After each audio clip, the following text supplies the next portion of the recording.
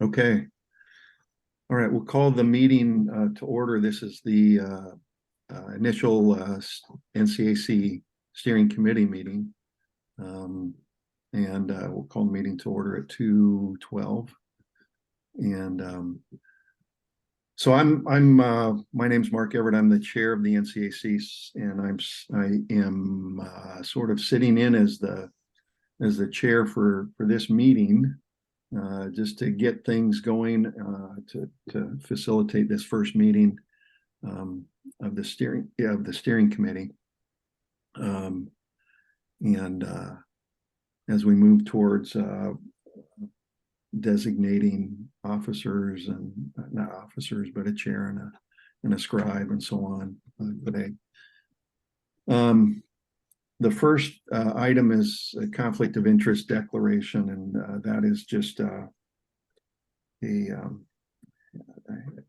just because it's the first meeting, I'll just go ahead and read it. Officers will, all the attendees will be asked if by the chair or the vice chair to declare any conflicts of interest that may exist or are perceived to exist regarding action items to be discussed at this meeting. I don't believe we have any action items on the agenda today, but we'll do it nonetheless. So no conflicts of interest for me. I'll just go, Lori.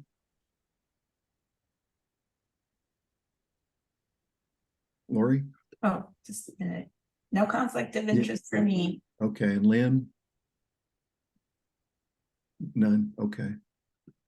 And let's see, Randall? I have no conflict of interest with action agendas today. Yeah, and Guy? None for today. Yep, and then Catherine. Well, it looks like Catherine. Getting help. Oh, getting sorted, okay.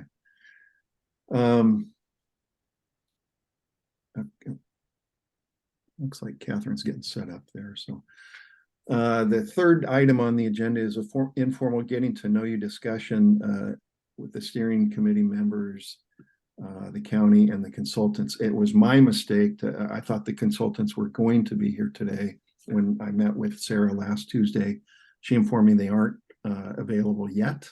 So we don't have the consultants with us today. And I don't know how much time we need to spend on this. I don't know, Sarah.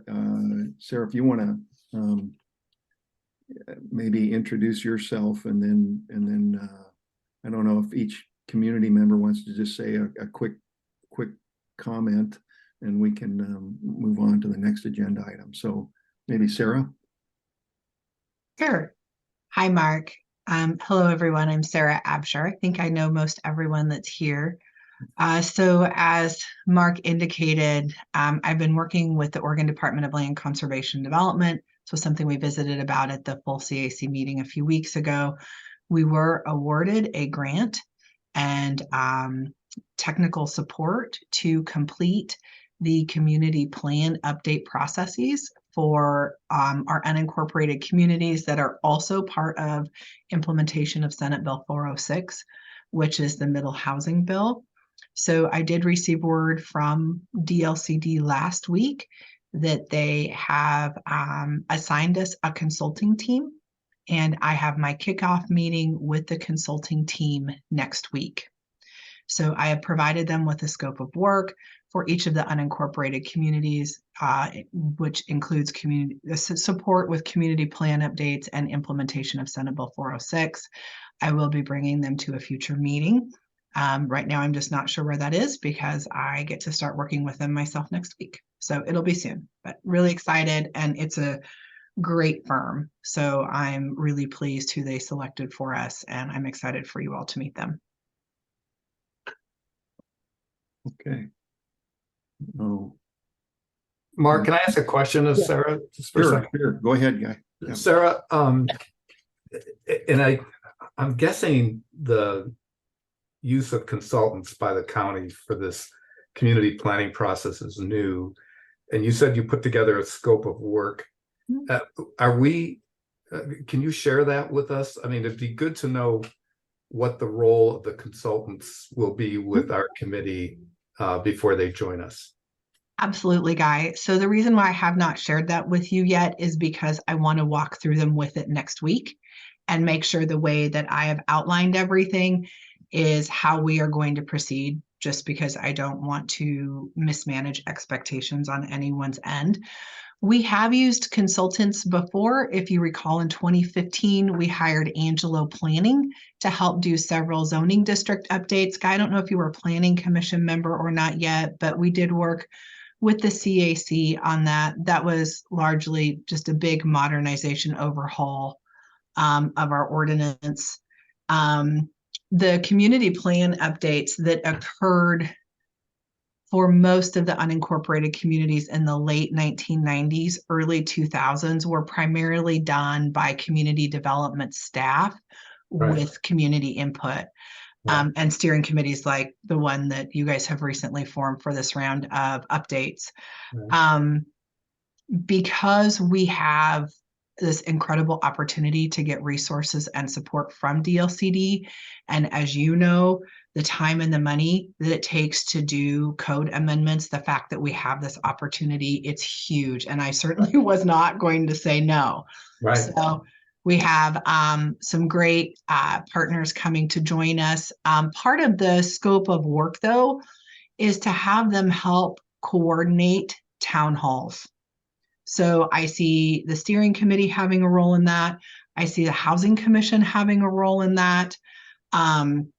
So part of that scope of work is figuring out not necessarily who takes the lead, but how can we best utilize them to do a lot of the I don't want to say grunt work because that sounds terrible, but they're here to help us. We're all busy people.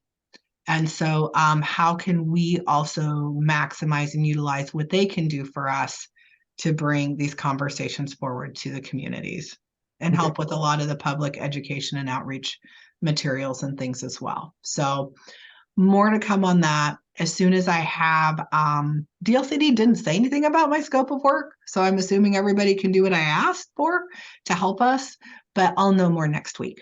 And then I'll kick that out to you guys probably sometime right around the 1st of December.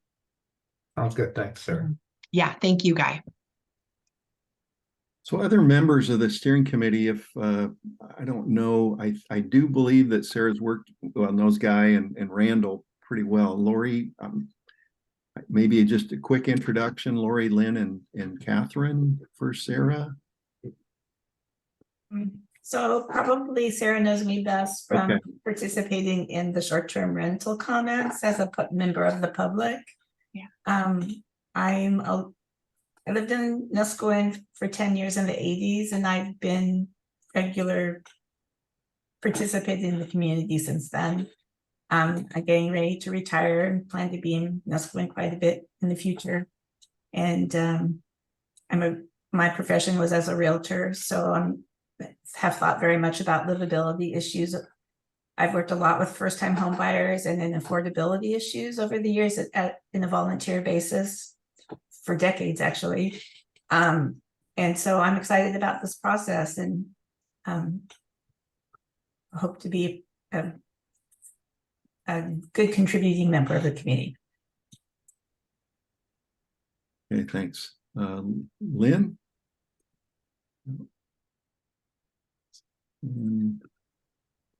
That been coming to Nusquin since I was 2, and that's been a while. Sarah, you and I have worked together on most recently building a garage. And so I think if you can build a garage, you can build a community plan is kind of my take on it. And I am retired. My background is in healthcare, and I served as a volunteer on the Land Conservation Development Commission for 10 years, 9 or 10 years. So. Thank you. And then Catherine. Hi there. I think Sarah might recognize me from some of the community meetings we had around the STR issue. I'm a retired teacher, and I bake. So I work part-time at Safeway in the bakery. We've owned a home here in Nusquin since 2000. and are thrilled to be living here full time. And I'm interested in the opportunities this committee might have in terms of just preparing for our future. There's, I mean, things have changed a lot in 20 years. And I'm really thrilled that we can move away from the STR issue a little bit and maybe come together on some issues that, have more lasting impact in terms of livability, community, togetherness, environmental stewardship, those kinds of things. So I don't have a background in land use planning, but I'm certainly willing to do my research. So that's a little about me. I found it's very similar to baking, Kat. I'm a baker too. Well, I aspire to be. I'm actually not that good at it, but there's a lot of thought and processing and precision to it with some creativity. So you're there. Yeah. Thanks. Okay, thank you, Kat. Okay, the next item is the selection of steering committee chair and scribe or other term. I don't know how we want to do this. I'm on a school board and we nominate somebody and then they accept the nomination and then we vote on them. And so we could do it that way. If there's a nomination for somebody to be the chair, serve as the chair, and they would accept that, then we can vote on that. If there's more than one, then we'll vote. You can only vote once. So are there any nominations for the chair? I would nominate Rand just because I think he would start with a huge amount of momentum behind him with the work that they've done over the last few years. I second. Okay. Moved and seconded. Any others? I don't hear nobody's jumping in here. Okay. So I don't know. We can just do I don't know, raise a hand vote, just a simple vote here for those that are on the committee. So, and you can vote for yourself. So if all those that vote for Rand, please raise your hand and so I see Guy, I see Rand, I don't know, Lori, okay. And Kat and Lynn is there. Okay, all right. So that's done. So Rand will be the chair. And then the scribe or secretary, whatever, however you want to term that one. Are there any nominations for that position or volunteers? So what's the purpose of the scribe for this committee? I mean, we're recording all our sessions, right? Is it to record specific things like any, for lack of better, decisions or something? I mean, is it well, Sarah, can you tell us whether recording the meetings and posting them is sufficient in terms of Oregon public meeting law, or do we need to publish minutes? Yeah, no, the recordings are perfectly acceptable. That's what the county does. I would just offer what, maybe one of the benefits of the scribe, we may have other documents or materials that you want to keep cataloged, various drafts of iterations of updates. So I don't know if that person would also kind of be the keeper of the documents as well. Maybe somebody we send things to. Jeff, are you going to be a part of all our meetings, or are you just doing this first one? I haven't decided. But like my experience with the bylaws committee, I haven't been attending their meetings, but I spend a lot of time on the phone with Nancy. So I was kind of anticipating doing a lot of tech support. I can be the librarian for this committee if no one else is interested in doing that. Great. I think there's an advantage to having one person be our librarian, keeper of the records. I can track the documents and make sure they're organized, and that's great. Will be available. So that would be great. Okay, thank you. I do think, though, Mark, it might it might be helpful for us to prepare some kind of summary of each meeting though. Mhm. And so, Rand, whether it's at the regular CAC meetings or, Mhm. when we have, I would hope that at our regular Nescoin community meetings, the two we have every year, that we, kind of present to them kind of a summary of where we're at. So if that's, to me, that would be a good function for someone to kind of put together summaries, unless Rand wants to kind of do it himself, or Mhm. what do you think, Rand? What would be most helpful to you? Rand, you're muted. That's hard to do. You're You're still muted, Rand. Let's do it in the. Rand, can you hear me? Rand? Sorry. There you go. So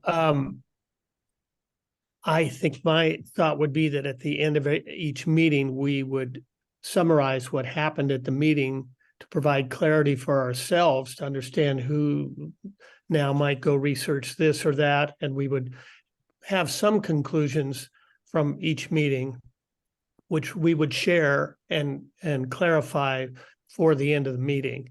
And then I'm certainly willing to take that information down and then put it back to everyone, the next day or something. Here's what I heard from the meeting, and I can pass that on to Mark at that time, or Mark and Jeff, or the officers.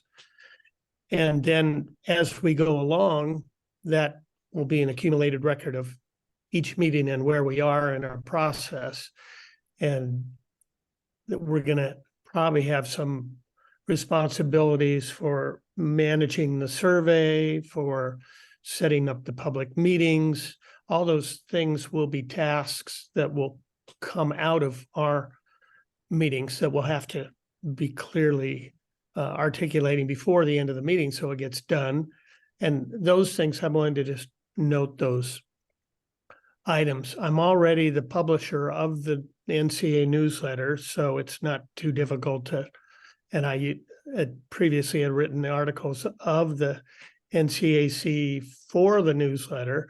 So that's not too difficult for me to get those published in the newsletter. And I'm already on the board of the NCA. So I'm already at the meeting where a report would be made to the community. So it seems most convenient. And unless there's a member of the committee who then is taking on something like the survey or something, wants to make that report because they're most clear about it, then I would invite them to do that report.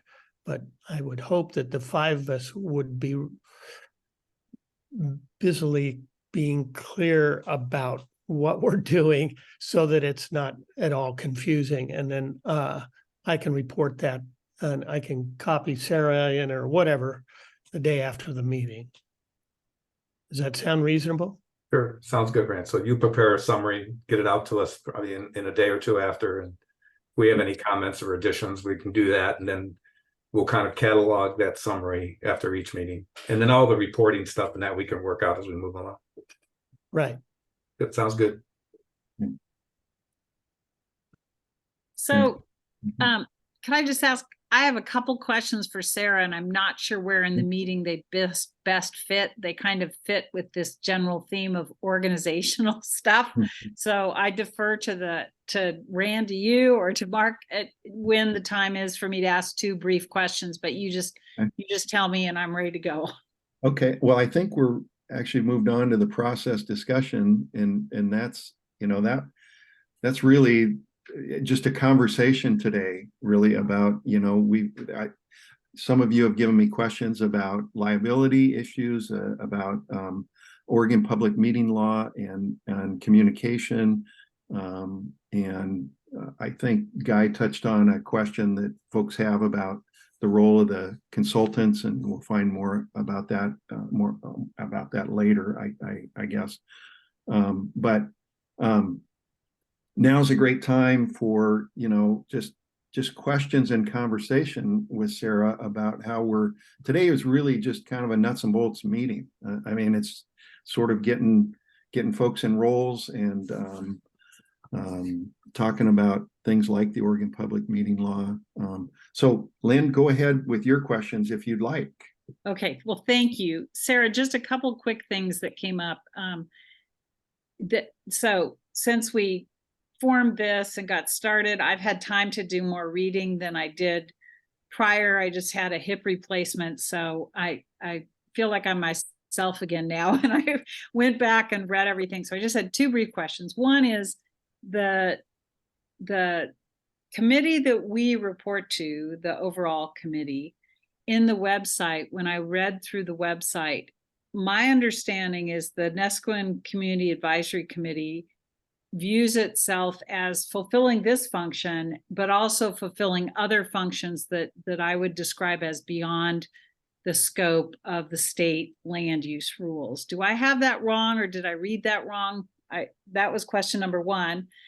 And then question number two was the liability coverage, where it came from, and to ensure that it insured each of us as individuals, not just the group. So those are my two questions, and I encourage you to address them in any order that makes sense. Sure. No, those are great questions, Lynn. So I did share with Mark the board order for the CACs that the county commissioner signed in 2013. That was an update to the original order that was signed in the early 2000s. So just some history, the CACs used to be called the CICs. They were the Citizen Involvement Committees. So serving along Guy Sievert on the Planning Commission is Don LaFrance, who was actually on the CICs in the 70s when the county was developing the comprehensive plan. I know it's incredible, and he still serves. It's amazing. Amazing. And he's amazing. Yeah, so the knowledge. Yeah. But so the CICs were in place for the comprehensive plan development. And Tillamook County is unique in that we are the only county in the state of Oregon where the voters passed the comprehensive plan. So it wasn't just something that was considered by the County Planning Commission and the Board of County Commissioners. It actually went to county vote by the citizens in the early 80s. Yeah, so the CICs were developed as part of that land use planning process to comply with statewide planning goal 1, which is citizen involvement. What is unique about Tillamook County is that my predecessor, Vic Affolter, felt strongly that the CIC should remain in place after those land use processes were done. And it was because he saw the value and the relevance in community participation that came from CICs, especially the organization and the way to have an advisory body that could represent a community in relation to planning processes. So the other thing that Vic felt strongly about was that, especially in Tillamook County, each unincorporated community is different and unique. So when you go outside of Tillamook County, typically in the planning world, when you have multiple unincorporated communities, they all have the same zoning designations. They don't have individual community plans. The comp plan as a whole serves for the unincorporated areas of the county as a whole. And Vic felt strongly that because each of the unincorporated communities in Tillamook County were unique, in and amongst themselves, that we should essentially create mini comp plans for each of the unincorporated communities. And for those communities that desired to do so, come up with tailored zoning districts for properties within those community boundaries.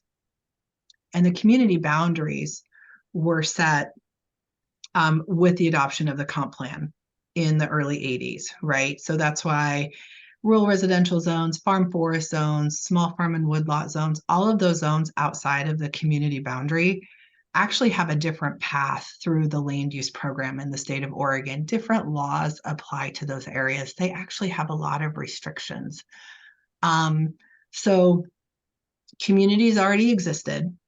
Comp plan is adopted.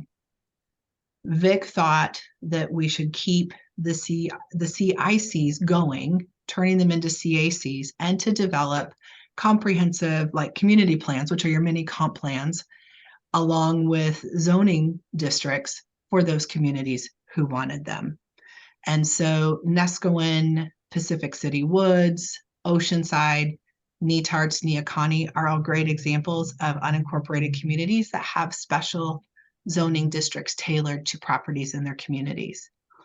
Beaver, Hebo, Cloverdale, Moeller, Barview, Twin Rocks, Watsiko.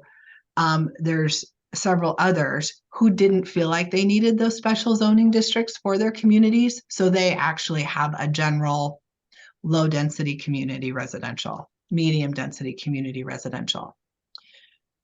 The community plans and the zoning districts were all adopted for each of the unincorporated communities between the late 1990s and the early 2000s.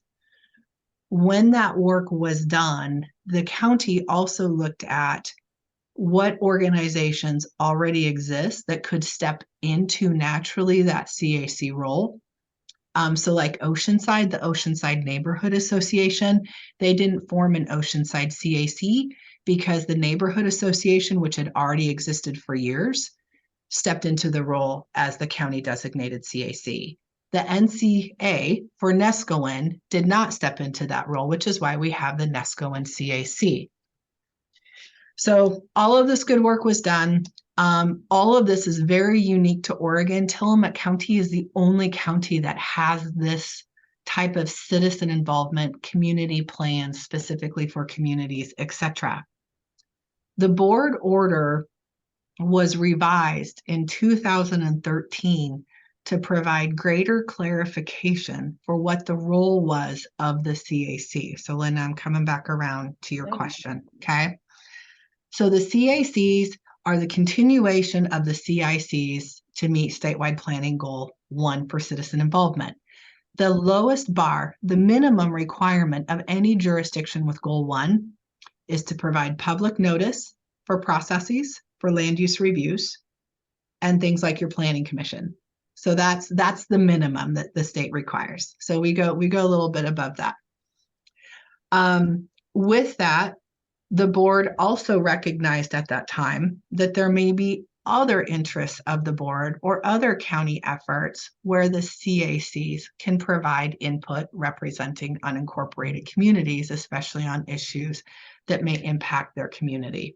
So that's why in the board order, it does state there's also a desire to have the CACs in the unincorporated areas advise the board on non-planning related items of interest to the board and the community. There is a desire to have adequate geographic representation of the CACs in incorporated areas. So in looking at that and all the good work that's happening with the bylaws committee. And then Lynn, to answer your second question about liability, because the CACs are advisory to the county, provided they work in that advisory role, they are protected under the county. So when we talk about documents, record keeping, etc., this process is a county process, right? I am, for better for worse, I am your project planner. We are doing this together. So whatever you guys do as the steering committee, as this process evolves into community plan updates, that all is public record that ultimately becomes part of the land use record that I must also maintain. Okay, because we want to make sure we are operating within the boundaries of this advisory role of the CAC. So it says there is a desire by the board that the CACs have tort liability protection under Oregon law when operating in accordance with this board order and state law. Okay. So hopefully that helps answer quite a few of your, quite a bit of that. Quick follow-up is if so let's say, and how could you imagine this happening in the current environment in this country? But let's just say we go way beyond our advisory role to you. We can expect you, I would expect, to say, wait a second, folks, you're out of your advisory role. And if you want to go there, you're going there on your own dime and your own insurance. Is that That is correct, Lynn. And that's why I love being at these meetings. So when we're having these think out loud conversations, what I hope to be one of my most helpful roles is to make sure we stay within those boundaries. Which, Thank by you. the way, Lynn, led to the 2013 board order when an unknown CAC got out of line. And so let me follow up a little bit and for more clarity. The board order in 2013 states that we have an advisory role not only to the county, but to any other agencies or whatever that impact life in Neskowin. Mhm. So for instance, we at a time we were talking with ODOT about speed limits on 101 through our community. And we're working with and talking with ODOT about it. So in the community plan, and I know we're focused on the whatever 18 of the goals, 17 of the goals that the land use goals that impact Neskowin. But are there, and as we know, the community plan contains a lot of other information and a lot of other kind of a vision. And I think that was that whole vision process that they went through in 98 and 99. Is our community plan only dealing with those issues in which we are advisory to the county? Or does the community plan could it also contain things that we see as livability issues in Neskowin that the county board of commissioners really has no control over? Yeah, that's a good question, Guy. So I'm gonna back up the conversation just real quickly. The board order does say that the CAC may make recommendation to Right. public entities, Right. but it is understood that you must state that you are not representing the county unless the board has approved those Right. recommendations in advance. So just Right. something to think about. Right. With respect to the community plan, so Guy, one of the things that I have found to be most helpful when doing these updates, there are specific criteria that determine whether or not the community plan update should be approved. Those are in Article 9 of the Land Use Ordinance, right? So it's consistency with the statewide planning goals and the comprehensive plan. There is a need, all of those things. So when we work through this truly is a land use document. We are basing the decision makers are basing the decision on those criteria. So the updates must be relevant to the land use program to pass and meet those criteria. Okay. There are times I've seen appendices or other things added just as an FYI in the back. But as you know, when it comes to policies and recommendations, it has to be land use focused. Okay. And Ran, just for my closing point on this issue, if this is a line I'm going to pay very close attention to in terms of not getting outside our tort liability coverage with the county. There isn't much joy in that world if we get into litigation. I'm just going to call it out. And so if positions are proposed that step outside that line, I think it will be important for us as a work group to put it in the appropriate box and say that's an individual position that person is taking. It is not part of our recommendations or our deliberations. And I see that Kat has her hand up, but just to Lynn's point, the other thing, because this is a legislative text amendment process, it is not insulated from an appeal to the Land Use Board of Appeals. So even the work we do, and a lot of you remember the Neskowin Coastal Hazards overlay zone and the updates there, those did get appealed. That was a little bit different, but all of this work that we are doing is subject to appeal and could also go to LUBA. So we do, to Lynn's point, we do need to make sure that we are focused and staying within the realm of what we should be doing. Thank you. Yeah. Can Mhm. I just want to clarify, this may be naive, but so Lynn, you have me worried because I mean, what liability do I have to be worried about? I mean, we're just doing research and giving advice. So I'm now I'm worried. Well, I think so. And Sarah, correct me if I'm wrong here. My goal is never to add worry to anyone in these challenging times we live in. But the practical matter is when you're dealing with land, you're dealing with property values and a host of issues, whether it's business issues, environmental issues, a host of issues. And it is easy when you're thinking about what would be the best thing to do often, or sometimes people have very strong feelings about particular issues to kind of say, this is what we want to do. And we're operating we're operating in a tighter world than that, and much more of a I mean, we move in this role into kind of a professional role, I would say, and carry all the responsibility of that professional role. And I think sometimes in Oregon, people get very excited about all the things they can contribute. And again, I think I wouldn't say it's a worry. I just think it's a responsibility we have to take this very seriously and to understand the parameters that Sarah will consistently set for us. And whoever the consultant is will have experience with this as well, because there's a lot of case law on land use where people have gotten out over their skis. And again, I differentiate from appeals to LUBA, that we're part of that process. And if someone wants to go to LUBA,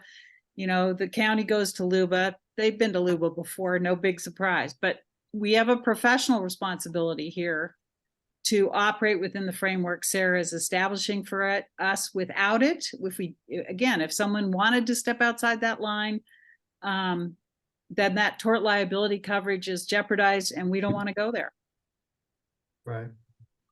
Well, and how we move forward. We make sure we follow public meeting law. You already have an NCAC email address, so any correspondence about this process should go through there, right? We don't want to have to ask people for their personal emails for correspondence. Oh, I didn't know I had an NCAC email. I think Jeff has it. Is that right? I think there's one. There's one to the NCAC. Yeah, I am in charge of that account right now. Yeah. So any comments, any conversations, we make sure that we hold all of our discussions in a public meeting. We make sure we keep documents and good records, because if anyone has any questions, or if the work that we do gets appealed later, working together and you guys sharing that with me so I can help keep everything organized, we are building a record so that if anyone questions the work that we've done later, either for liability issues or even just if there is an appeal, which Lynn's right, there's appeals that go to LUBA all the time. We just, you know what, we deal with it when we get there, but it's just making sure we're operating here together in that transparent public setting. That's the best thing you can do. So when we communicate with each other, we should go through that one email. Yes, or like people should send in comments to that email so we have them, we can catalog them and keep record of them because they become a party to the process. But what I would say is we should not be corresponding in groups in emails. That becomes public record. Okay. Well, it's okay. And Sarah, as I understand, it's okay to correspond about information sharing, things like that. It is public record. Anybody can have access to it. We can share information over that email. What we can't do, of course, is discuss any decision or anything. I mean, outside of a public a notice hearing or meeting, rather. Sarah, I have one easy question for you. What are we going to be considered in this process? Are we a urban unincorporated community, or are we just an unincorporated community? Your urban unincorporated community. You have density, water, and sewer. Right, You and have commercial districts. so the previous community plan had us to not identify, I don't know, to be honest, I don't know that Mm. we have the official, what the board approved on our website, but the first thing is that needs to be corrected is that our designation then is, and it does have impact on a couple of different things that we have to consider over time. So we are an urban, and I understand the definitions, but we had the same definition, and the committee back in 2000 or 99 used the same definition and declared ourselves just an unincorporated community. But So, yeah, and you do not have a community growth boundary, right? We did a Right, lot of exactly. research with We have a community- DLCD in 2014. It is not a community growth boundary. It is just a community boundary. boundary. There is a difference. Right, exactly. And that was the other thing that was in the plan that said we had a growth boundary and we don't. Nope, it is a community boundary, but it's not a community growth boundary. So we're Like- an urban unincorporated. And then the other question in general, so we have a Senate bill 406. 406. Is the language from there, is it just, will it be just inserted into all of the unincorporated community plans? We have there's no discussion, flexibility, whatever in that, it's just going to be added to our plan. Is that right? Correct. So all of the residential zones have to allow for up to 4 units outright. It doesn't mean you'll have 4 dwelling units on every property, but clear and objective standards for up to 4 units in every residential zone. So the language for that is that part of what the DLCD will help us? But they're going to do it county-wide, correct? I mean, there's not going to be really community to community. There's not going to be any difference in that language. Well, the up to 4 units is standard for the cities and the unincorporated communities. right. Setbacks, That's parking, maybe us. some landscaping, lighting, those are the things where we can refine. Right. But at the end of the day, I have to be able to treat them like a zoning and building permit. It's a yes or no. You have everything. Yes. You meet setbacks. Yes or no. You meet building height. Yes or no. That's the key. It has to be clear and objective. So except for the things like, the setbacks for us, the height issues in Nesco, other kinds of things, that language of the middle housing language, for summarizing it, will be incorporated, and that language will be given to us in terms of its usage. Okay, thanks. Yes. And because that is part of that legislation, a Measure 56 notice is not required. Oh. Well, we're gonna have to do a Measure 50. Well, we may not. We're gonna- What's a well- measure 56? You guys Thank are, you, Kat. you're talking, sorry. you're talking Measure- land use stuff here, leaving some of us behind. My apologies, Cap. So Measure 56 is a requirement under state law. When you amend a zoning district or do something that could basically negatively impact somebody's property rights, ability to develop in a way that could negatively impact property values, you have to do what's called a Measure 56 notice before you change anything. So the Nesco and Coastal Hazards Overlay Zone, we had to do a Measure 56 notice because that came with new prohibitions. But because this is part of a legislative enactment that basically doesn't take property rights away, it actually adds them, we do not need to do Measure 56 notice. But because of the other work tethered around this, to Guy's point, we will probably still do that. I do those for communities when I'm working anyway. So like the geohazard updates, some of that other stuff, I personally feel it's good policy and good practice to notice all members in the community anyway, if that's where I'm working. Mark, it might be a good idea to post on our website, just for the committee, our committee, and eventually for CSE, to the Senate Bill 406, a link to it Okay, and its description, because it's gonna certainly impact Nescoin, and if Yeah, it you doesn't kind go of out as read, a measure. you just 50 read state. my mind, Guy. You Yeah. read my mind. Yeah. Yeah. I think, Necessary thought.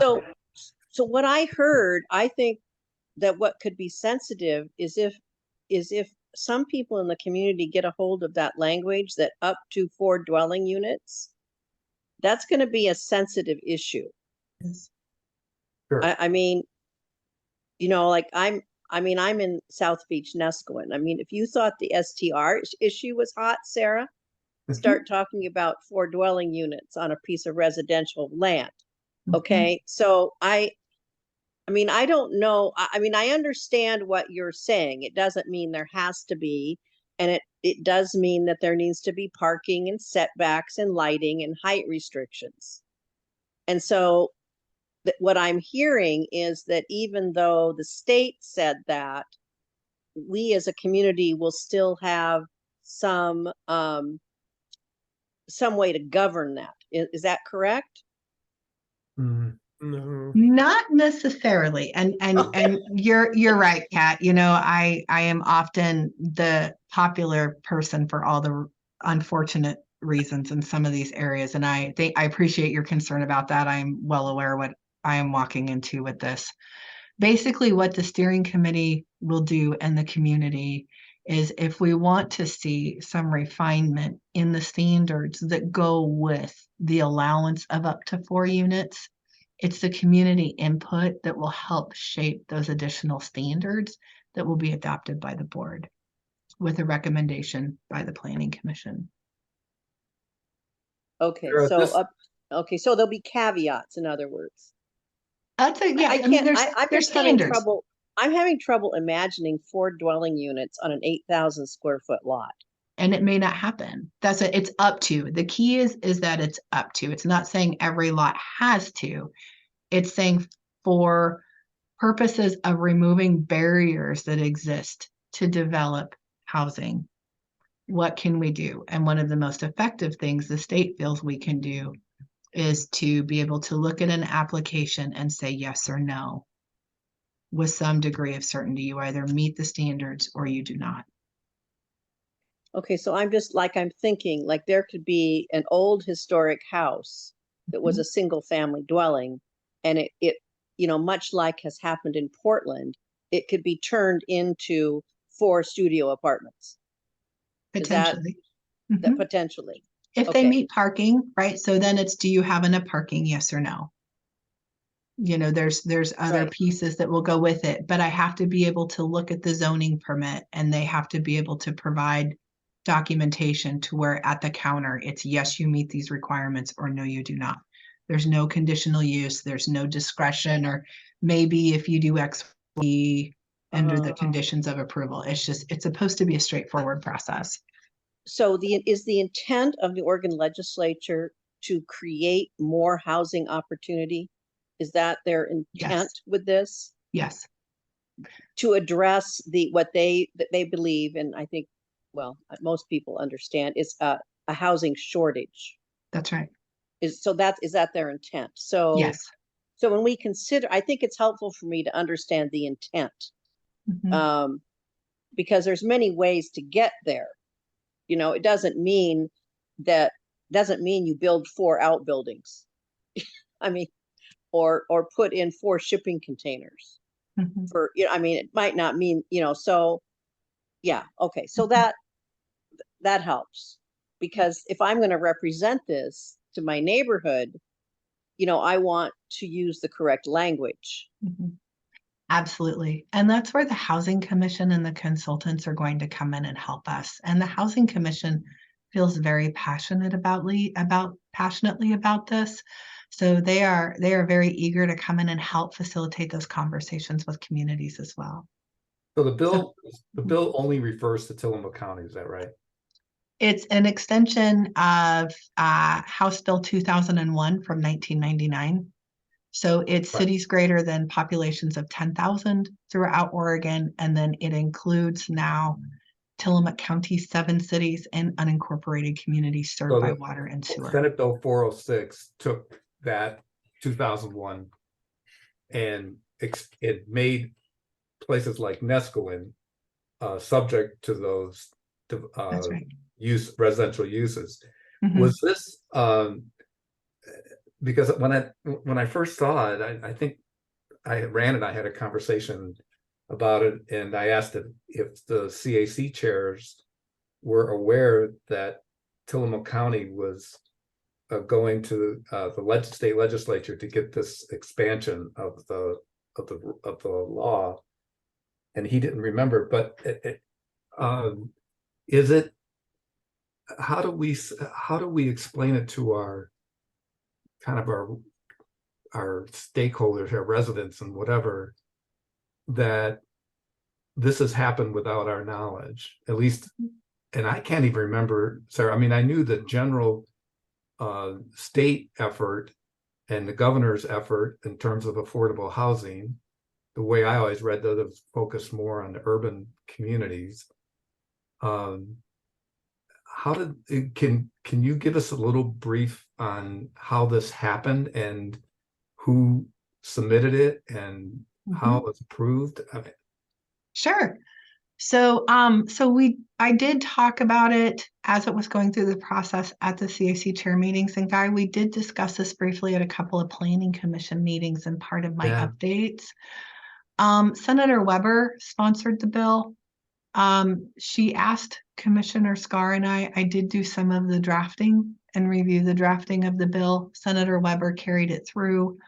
There was testimony that was received. Actually, several people saw it as part of the legislative process. So there's quite a bit of testimony. Thousand Friends of Oregon actually testified in support of this as well. So yeah, I mean, I will say it was a fast and furious process because of all of the do or die dates and then the sign or die dates. It actually got passed through the committees, but without the governor's signature, we weren't sure if it would move forward anyway. I did go and speak to the 7 cities and also did receive their consent and their willingness to participate in this process. Right. The county commissioners decided that this was important for Tillamook County, but I did have to go to the cities to make sure that they were also willing to participate. And I think that's my recollection of because you're right, in your updates, the planning commission talked about the legislation of the state, and I guess I had always thought of it only as an urban, as a city issue, and I guess I just, and my fault, I didn't see how it was going to impact unincorporated communities. But okay, I just think it's a done deal, no sense looking back. But I just wanted to be able to say, when in our process, people are going to, we have to say, there's no choice here. This is something we need to do. Right. And we just have to be able to explain that. No, I appreciate that. And I, again, going back to Kat's point too, I would offer this as where, in working with the Housing Commission, we are having this conversation. The Housing Commission is new. Many of us have gone through these housing conversations before. And at times they have been quite contentious, even going back, 12, 13 years ago. So one of the things that I have been doing is talking to the Housing Commission, especially the Public Education and Outreach Committee, about how they can help communities and how they can help the county, because I do expect a level of contentiousness with this. And I think the education component is going to be critical to help this move forward productively and with some measure of peacefulness to it. I think one of the most important, there were 2 things that really spoke to me with this bill. And I don't know if maybe this will help you with your conversations with community members. But the first one is, we know apartments aren't the magic bullet. They're not the answer everywhere. And a lot of our communities, quite frankly, apartments may not be the ideal solution. There's multiple ways that we can address our housing needs. And, this type of update actually, again, it doesn't say you shall build 4 units. It says if you meet the standards, you could build up to 4. I expect to see mostly duplexes, maybe some triplexes come out of this, just based on lotting patterns alone in our communities. The other thing is when we think about our local contractors, our local developers, our water and sewer districts, our transportation system, what is attainable for our folks within our communities to build and that can be accommodated? And I think that, I mean, I've been working with contractors for over 20 years, and the biggest barrier to see multifamily housing construction, not at a large scale, but even at a smaller scale in a lot of our communities, contractors have always wanted to do it. It's the uncertainty and the contentiousness of the project that always makes them stop. And if you've been in a land use hearing or seen the public comments, even for a duplex, it gets pretty brutal. One of the valid concerns I think communities have had the last few years is a concern about housing stock continuing to be converted or used as short-term rentals. We addressed that through this last ordinance revisions, right? We don't allow multifamily dwellings to be entirely devoted to short-term rental use anymore or used as rentals. So as we've been walking forward through various processes, there has been this effort to take a larger holistic and synergistic look at how do we make sure we have the right zoning pieces in place to address housing and our housing needs, but also make sure that it remains intentional for what we want it to be. And so those are the things that spoke to me about this bill. I don't know if those help you, in your conversations or thoughts, but I think this will be attainable to our local contractors and our local developers to do as well. And I think that's a big piece of this. One of the things that, and it kind of goes to Lynn's earlier question. So one of the restrictions, as you mentioned, Sarah, in any development, and we saw this happen kind of in the Neoconi, Nehalem, well, actually, listen, the Nehalem development, I was thinking that, where you have to, receive something in any development like that, you have to get something from the water district saying that they could provide water. And that was a recent hearing we had at the Planning Commission. And then, of course, shortly after, they had a water shortage in Nehalem. Well, we have also in Nescoin get close. I mean, we've had one in the last 5-6 years, we've had one emergency kind of call. Now that I'm a member of the Regional Water District Board, monitoring that, back in September, again, we get to a very dangerous point in terms of our water, the flows and things like that. One of the ways in which we are combating this in our regional water district is to try to manage our watershed in ways that helps retain and store water more. And there will be announced, I just read the press release, I think is going out today, that we managed to purchase 80 acres right above our water intake, which will be managed for conservation and protecting our source water and managing it in a way, again, that, like whether it's putting beavers, I mean, I'm just throwing out ideas, beavers up there to create more storage, other kinds of things. Yeah. But move them off the golf course and put them up there, right? Is what I'm hearing you say. Well, you should see the huge beaver dam by the egress road. But anyways, I saw it the other day. I was there. Pretty big. It's the same place. They come every time, no matter what you do. But let's say in our community plan,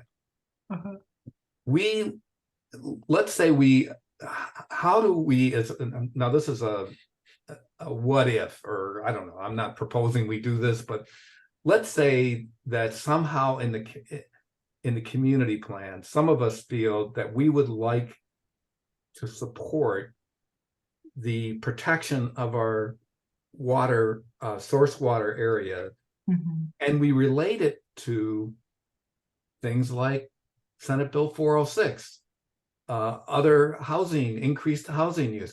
I can tell you what short-term rentals are doing in terms of water use. I mean, it's just, it's amazing.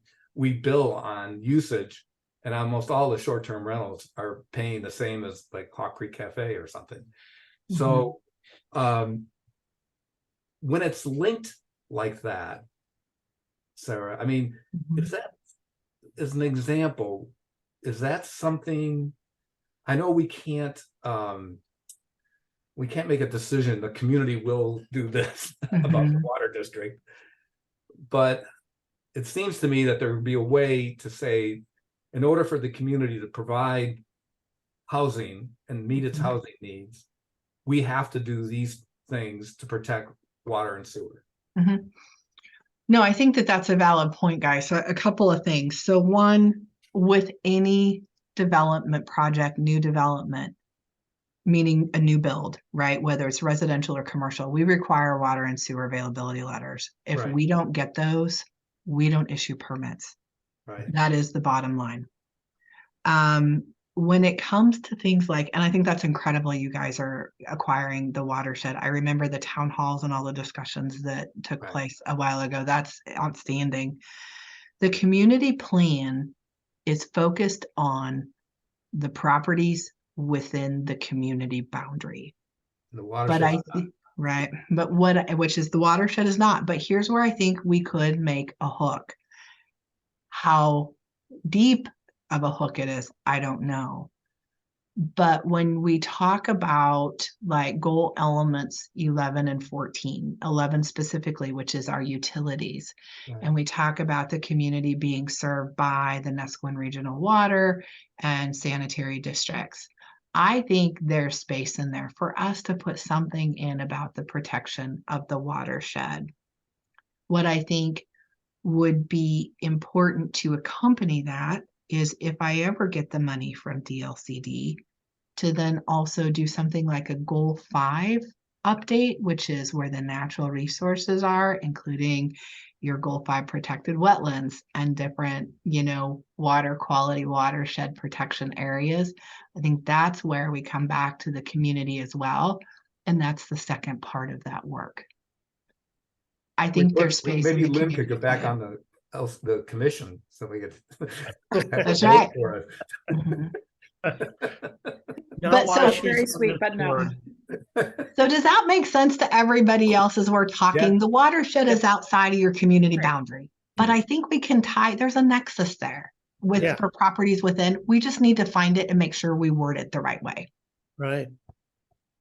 So Rand, one of the things that we can think about, this is mostly just a footnote for us to take forward after we hear back from Sarah and the consultant, but in these times when communication is so challenging and people don't watch the news and, newspapers are evaporating, I think it'll be important for our community engagement process to be really clear about here's what we are, here's what we do, here's what's already in place, and it's the law of the state. And I mean, I think framing that will save. I'm thinking about your goal of keeping it peaceful, Sarah, which I think is overly ambitious but laudable.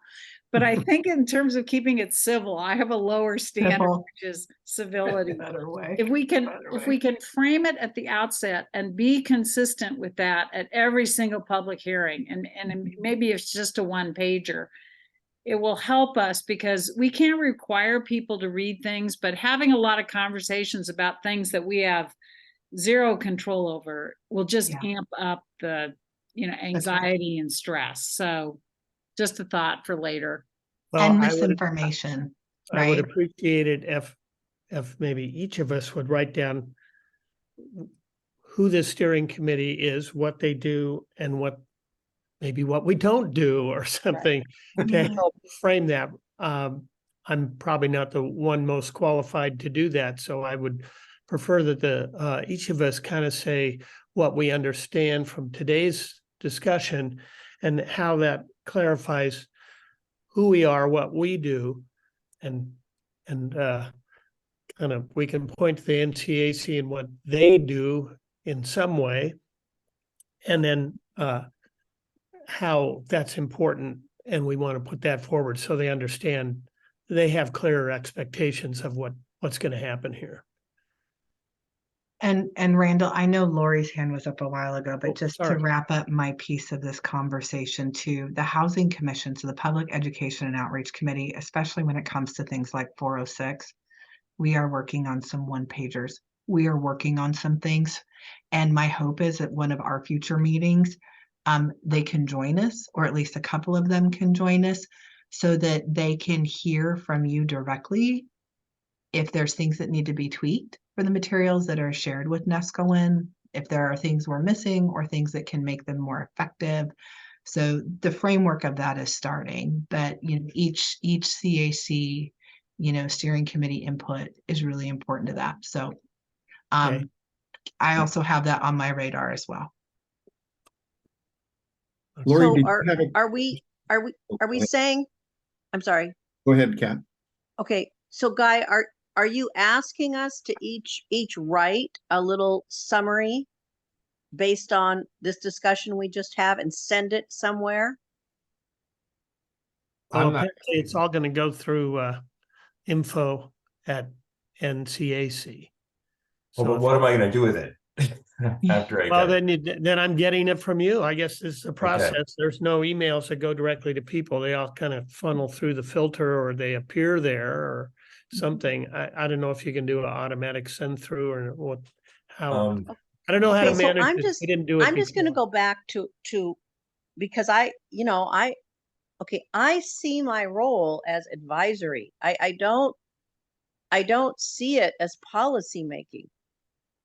Am No, I we're- wrong? No, but what we're saying is what Lynn was pointing out is to clarify exactly that, who we are, what we do, so that everyone's not wants to change the legislation is coming to us. We don't have control over the legislation. So if you have some thoughts from today's discussion as to how much better you understand it, that would be helpful. Okay. Otherwise, that's all I'm saying is if your thoughts, if you can be clear in your thinking and share that in a simple phrase, then at least I get more than my perspective on what I heard today. And Lori, please say what you have to say since you've been so patient. Yeah. Well, my question is looping back to when we were first talking about the emails.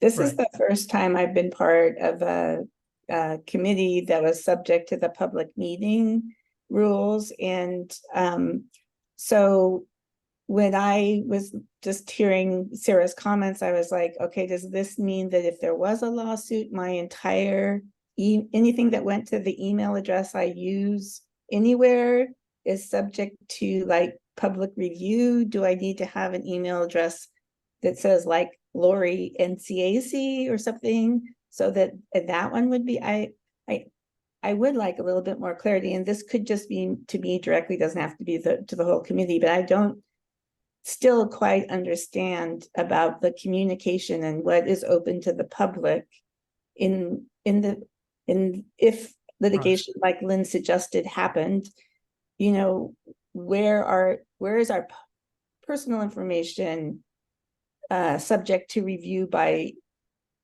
anyone? I don't quite understand that part. So I can talk just, but I'll talk maybe just before Sarah, but and I've said this before as a school board member. I think I've been a school board member for 6 or 7 years now, and this was all new to me as well. But what I always try and think about is, if you, on our school board, we have 5 people. If 3 of us were on an email where we were talking about an issue, that is really that's a meeting. That qualifies as a meeting. And it's because you're doing it online and not in front of the public, it's a violation.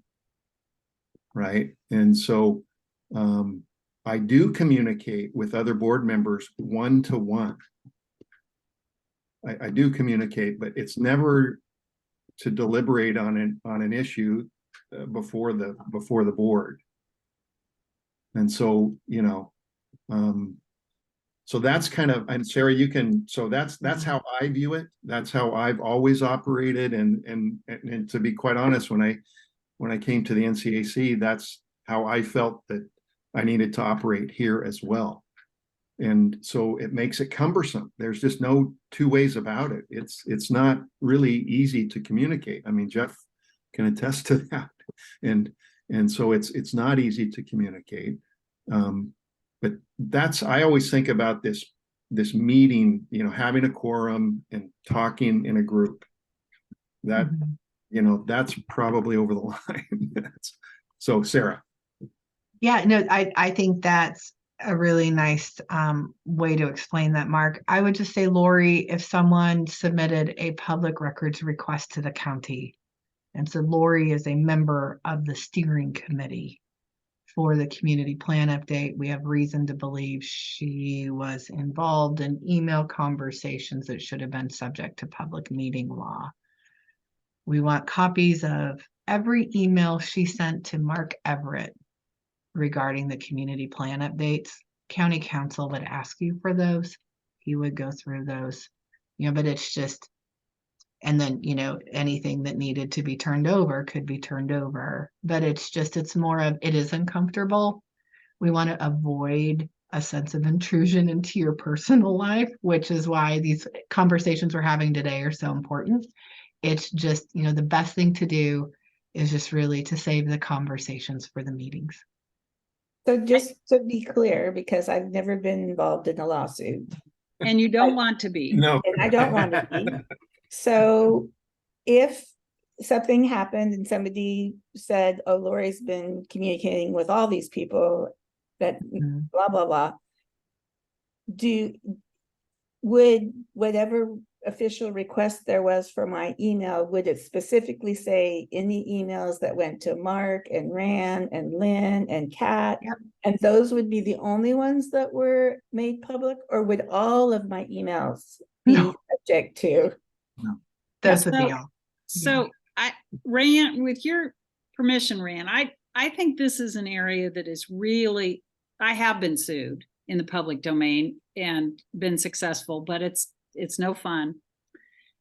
I really think it is appropriate, Sarah, that the county council give us guidance in writing so that we can say, on this day when we started with Rand as our chair and with Jeff as our scribe or librarian, etc., these are our protocols and we will follow them relentlessly. And so for me, my experience would be, I will be having no conversations with any of you one-on-one at all, because about this, Lynn. Well, not about like the weather or something. Oh yeah, I'm happy to talk to you about my, my bad golf game. Yeah, right. But we can all share it. I think the county council has 7 of these, little urban unincorporated areas. I think this is an area that is definitely changed in the last 5 years, particularly in Oregon. And it is fraught with stress that we can avoid by saying right up front, this is how we're doing it.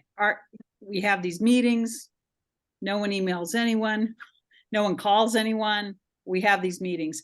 But I think the county council needs to put that in writing as of the start of these organizations so that we can hold it up and say, this is what we agreed to from the beginning and we have followed it religiously.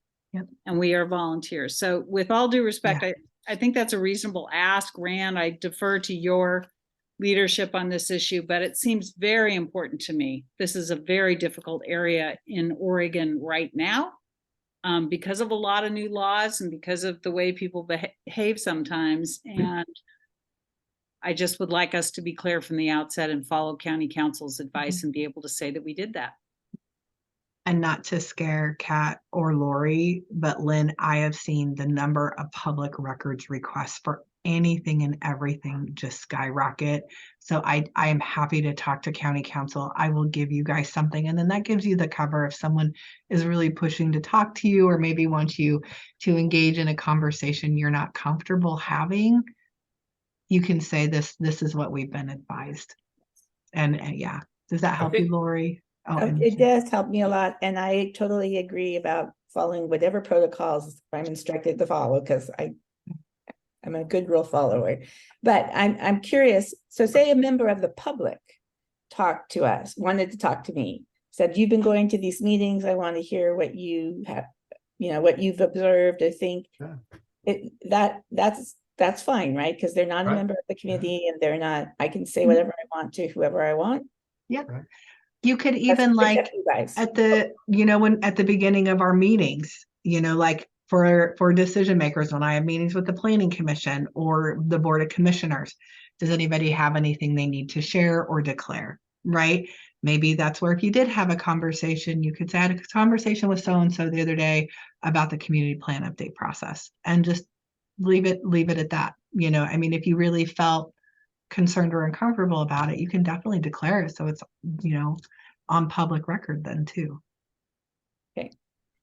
We're also going to have this info because I think it's important that we have something Mhm. that connects us all for agendas, for if people want to share documents or information for a coming meeting. It seems to me we've got to have a common platform.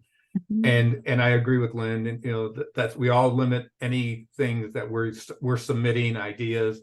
It goes to everybody, and just remember it's information only, shared stuff like that, information about our upcoming meeting, documents we can share to discuss at our upcoming meeting. Just no this formal discussion or decision Yeah. things. Hmm. Sarah, and I support this, getting county council to write us something. I had another thought about our process, and that I go back to, and you mentioned it earlier, the Nesquin Coastal Hazard Overlay Zone. That the language of that ordinance came about as a result of a meeting that occurred over several years. And then we decided that the charge was to put a committee together, not unlike a steering committee, Mhm. to work with actually a DLCD consultant. And we drew up language, we drafted language for the overlay zone. We took that several times to the public meetings, to the CAC, CAC public meetings, got feedback from that, revised the language. Ultimately, then the CAC brought what the general consensus was, and they also included other people who didn't support it. I mean, that's what the CAC has to do.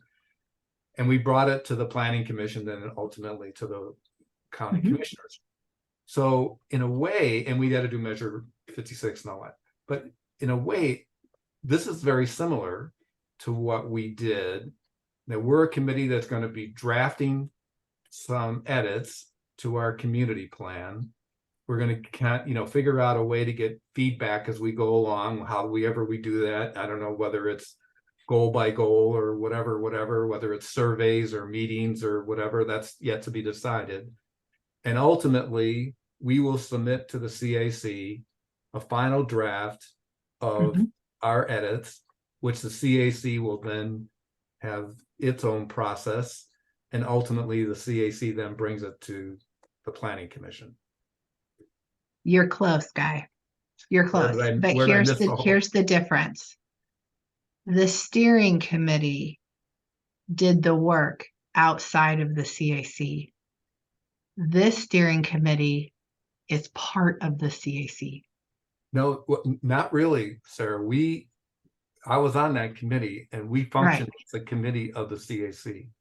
But it was DLCD, it was OSU, there was a grassroots effort that started that, Right, got input from the CAC, right. and then took the document, and the county was the applicant.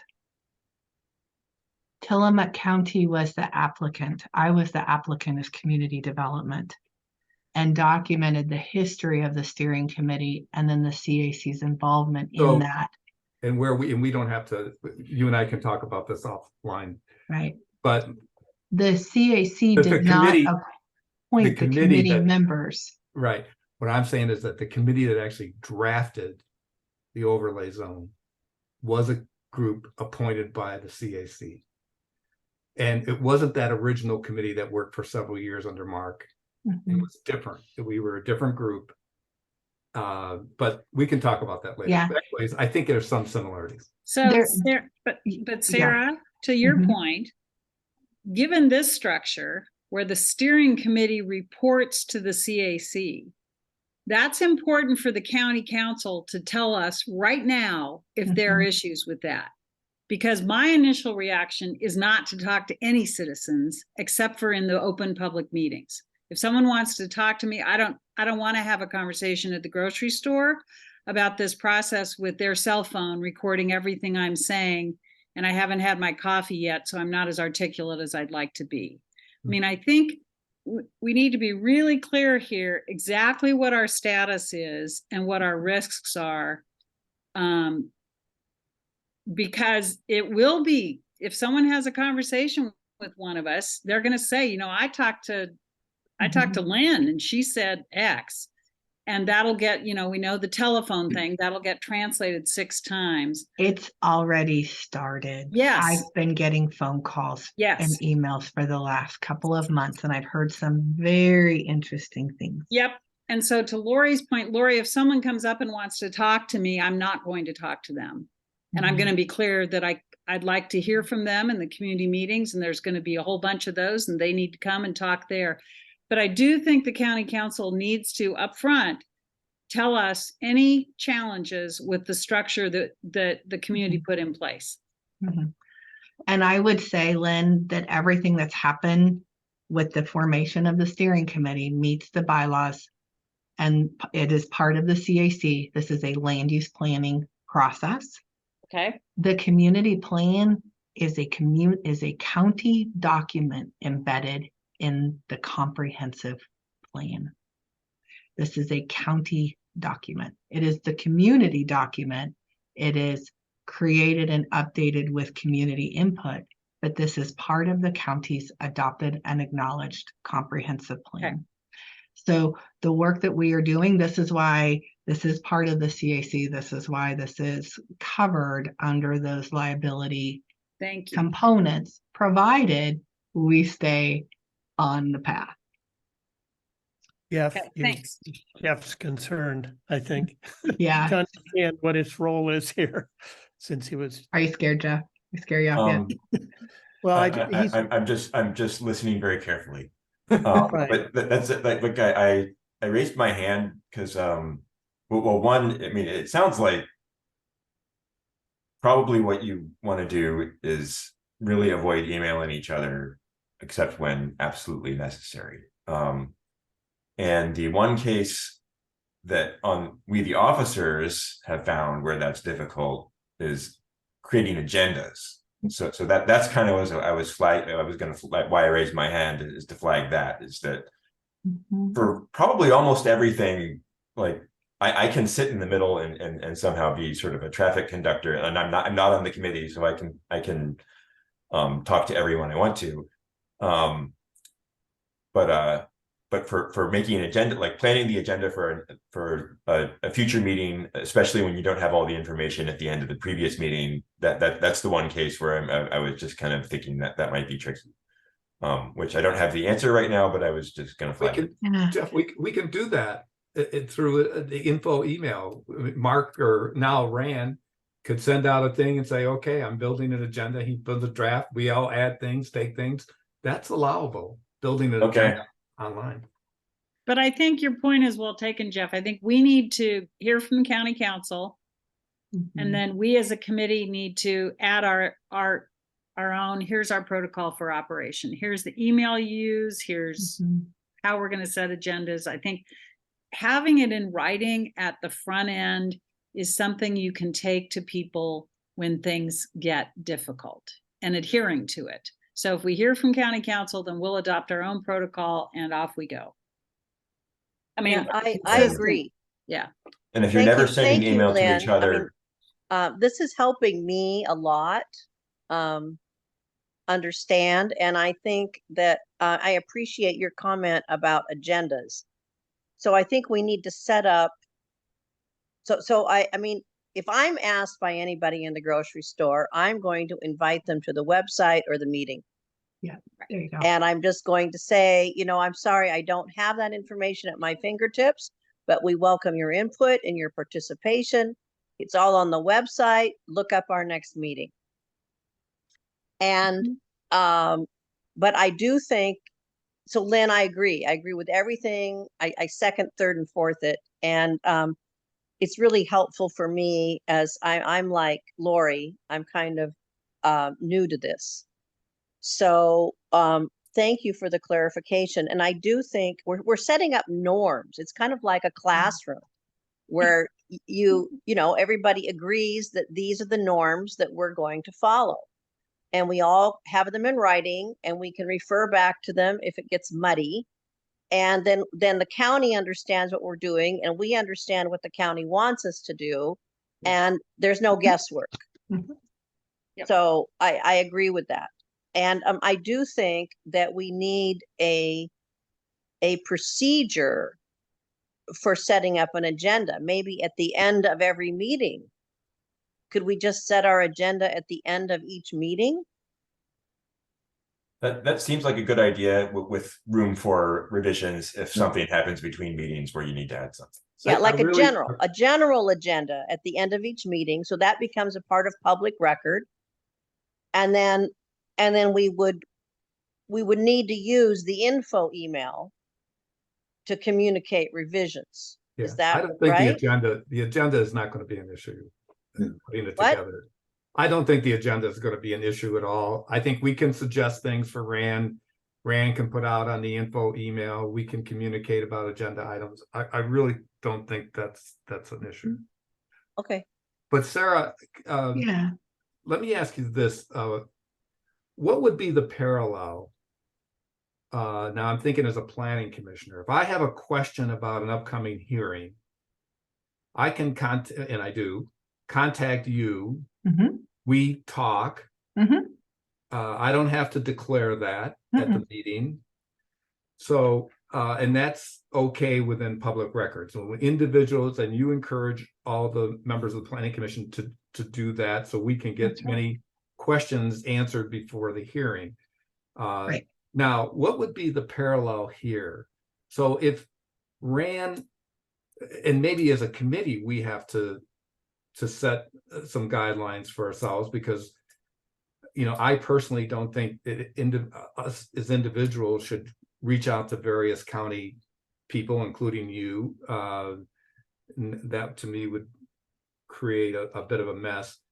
But personally, I would like to say, and I think this would be the equivalent of that, if Rand wants to talk to you about any issues, things, procedures, clarifications, help with the agenda, whatever it is, that's covered, right? That's not Totally. a problem. For Correct. all of you, I am your staff liaison. I am your county liaison. It's the same thing as this process as Guy. Guy talks to me, I am staff. You are talking to me, I am your staff person for this process. So anything, I mean, I hope we keep individually of us here in our committee, keep that to a minimum with you. I think we should funnel those things. If we have questions that would come up in a meeting, we ask Rand to be our kind of go-between. That way it's consistency and things like that. But that's covered. That's okay. We can have individual conversations with county staff. Absolutely. You have any questions for me? There's something you don't understand. You have a question about a planning policy or procedure that came up at the last meeting. You want a little bit more time to understand it. Please reach out. If I don't email you back in a day or two, email me again. Because sometimes I get about 150 emails a day, but I don't want to miss your emails. I will do my best to be timely. Are those emails subject to public record? They are. Yeah. Everything that you send to me, unless it's under attorney-client privilege, is subject to public record. But this is what I say is probably a good thing if you email me. It is much easier for me to pull my emails and share them with county council to meet a public records request than it is for all of you. Right. Right. So that's what I do. So yes, and just know, yes, everything you send to me is subject to public record, but you can email me questions or even just email to say, can I set up a time to visit with you? I have a couple of questions, because sometimes it is easier to talk on the phone, than it is to write a long narrative and a Q&A. And there might be sometimes Guy and I have done this too, where he's reached out with a question and I've said, that's a great question. Let's save that for the meeting, because I think other people are going to have this. And, if you don't mind waiting, let's talk about it then. And that might be something, or Randall, I may say, hey, after the last meeting, I think this would be a good next step for the agenda. Can you put this on, please? Because I can help you with those agendas too. That's what I'm here for. Right. And we could do a draft agenda, to Kat's point, start it at the end of the meeting and publish a draft agenda. And then whatever needs to be changed or updated at the next meeting, we fill in the blanks there if there's something that's more specific. But I am your staff person. We're just, the same public meeting laws apply though. If there's multiple of us talking, it's a public meeting. And I can't say, hey, Jeff, I just talked to Kat and she wanted me to let you know, I can't do that, because that's subject to public meeting law too. But if Jeff calls me and he and I talk, and then Kat calls me later and she and I talk, and, I don't talk about the two of them sharing the same things, we're all good. So I have a question regarding one of the things I want to get going and that is the survey. Is most of, should we expect that the changes in the survey will pretty much at this time be addition of the middle housing bill pieces, so that those things are brought to the attention of everyone taking the survey, and they have probably the consultant would have a clear 3 questions or something that they really want to know from the public before the public meeting process. Is that is there an expectation that theoretically the survey could maybe get done by the first of the year or something, or is this? Oh yeah. Okay. I definitely think so. And in fact, Randall, I had that same conversation with city managers and planners. I meet with them monthly because they also would like to do a survey to talk about those nuances, those, standards that would accompany the middle housing, the up to 4 units. And so, yeah, we talked about, actually, just to tell you real quick, because we talked about having a survey question about parking. Should parking be waived, or should, is off-street parking something that the community wants, or in that case, the city would want? We talked about, during this process, looking also at space, things like, what would be an appropriate level of open space? Do you want to see landscaping? Not things that throw up different types of barriers, but just, that's where your community livability and your community character start coming into play. And so I have that on my list for the consultants already to help develop a couple of questions. And so we can definitely tuck those in to the community plan survey updates. I guess I would ask Randall, has everyone now on this working steering committee had an opportunity to look at that survey and talk about it? Because that might be a good exercise for the committee to do while we get the other pieces up and running with the consultants. Or even That's great. I don't know anything about the survey and obviously haven't seen it, but even why are we doing the survey now? That's something I'd like to talk about. And I guess that fits into the overall process. Where are we in the process? I mean, this is an organizational meeting. What are next steps here? And it seems to me that, well, I'd like to, I know that have we laid out a process for the community planning? I know if you look at the current community plan, it has step-by-step dates assigned to different phases of the planning process. It seems to me that would be one thing, almost the first thing we should do is lay out the process, give us some dates. And then whether it's a survey or whatever, we can say, what is it that we were asking about and why, and where does it fit in the process? And to Guy's point, does everyone understand what the process is? So would I you don't like me to start with a basic explanation and then we can build in all the steering committee steps? Okay. So just the very high overview. Thank you, Kat, from start to finish. So first step would be to take a look at the community plan. What's still relevant? What needs to be updated? And what's there, what would you like to keep for historical information? And then how do we maintain that historical information in the community plan? Does that go into an appendices? Does it stay and you add to it? There's a few ways that you can do that. So first we need to look at the community plan. What is still relevant? What needs to be updated, etc.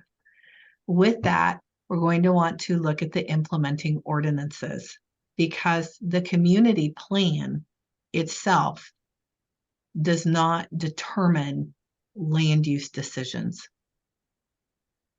The decisions are driven by the implementing ordinances, which are all of your NESCO R1, R3, RR, NESCO C zones. So that's where the rubber meets the road, because the community plan can say all at once, but it's the ordinances that drive the decisions and shape how development occurs within your community. So we need to look at the ordinances. Are there uses that need to be proposed?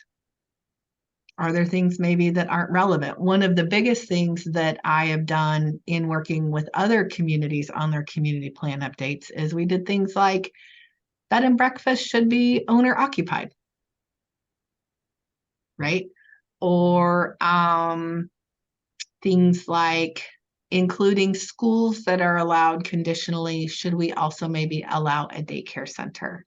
Because they're two different things, right? So look at do the uses listed outright and conditionally in the zone have the needs of the community changed to the degree that we need to talk about maybe uses that need to be proposed to be added because there's been a need where there wasn't one before. And then we go through those uses and we talk about, okay, do they comply with the statewide planning goals? Is this something that is appropriate, right? Because I'm going to have to write findings to justify that those uses should be added and that they meet the goals and policies of the county's comprehensive plan and that they're consistent with state law under the statewide planning goals. So And Sarah, can we Yep. can we subtract uses? Recommend. you Can we recommend? can, but Like- that's where that measure 56 is going to come in. Well, And it's one going of to the come in. We're going to come in. For instance, I'm just going to give up. For instance, I'm not proposing this. Mhm. We may want to remove cemeteries as an outright use in the R1 at NESCO and R1 zone. Mhm. As an That's right. example. I'm not saying we should do it. Right. Communities have looked at things like golf courses. Yeah, there's all like when you All start, kinds of stuff. yeah. So exactly. So the first steps are going through the community plan, going through the implementing ordinances. And then with that is, and this is quite a bit of work, right? Is to talk about, again, what should stay, what should go, what needs to be updated, how do we, retain historical information in the community plan that you feel is relevant to keep. Then we start pulling through, making recommendations. We can feed those to the CAC as a whole as we get through different sections. I would recommend that rather than one big push of all of these documents. I think we come up with a schedule and a timeline of different sections that we tackle and also absolutely get community feedback on, right? I think we want some feedback before we make formal recommendations to the CAC. So we essentially are putting life into all of these documents, and they are going to stay living and breathing until whatever is adopted by the Board of County Commissioners is adopted. So we get through the CAC process with recommendations. Then I do what's called initiating the legislative text amendment process. So this is where I put all of your public hearings and meeting notices together. I schedule hearings with the Planning Commission and the Board of County Commissioners. I write a big staff report that hopefully you'll all be pleased with, and take this forward on behalf of the CAC as the project planner to the Planning Commission. We can do joint presentations together. And the Planning Commission ultimately looks at all of those recommendations in accordance with the amendment criteria that are in Article 9 of the Land Use Ordinance for text amendments.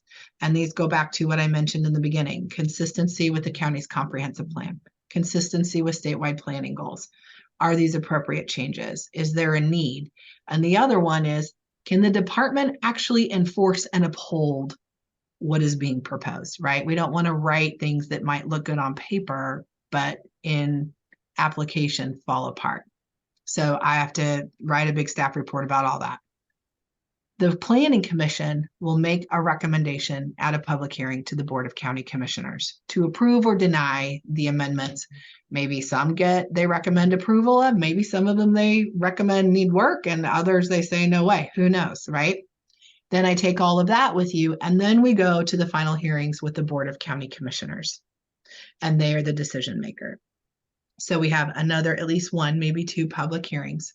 Go through all of that. The board makes a decision to approve the recommended amendments or not. And again, it could be in part, and they could shift and be modified as we go through this whole process. Whatever we land on gets codified and approved now as part of the comprehensive plan and the land use ordinance.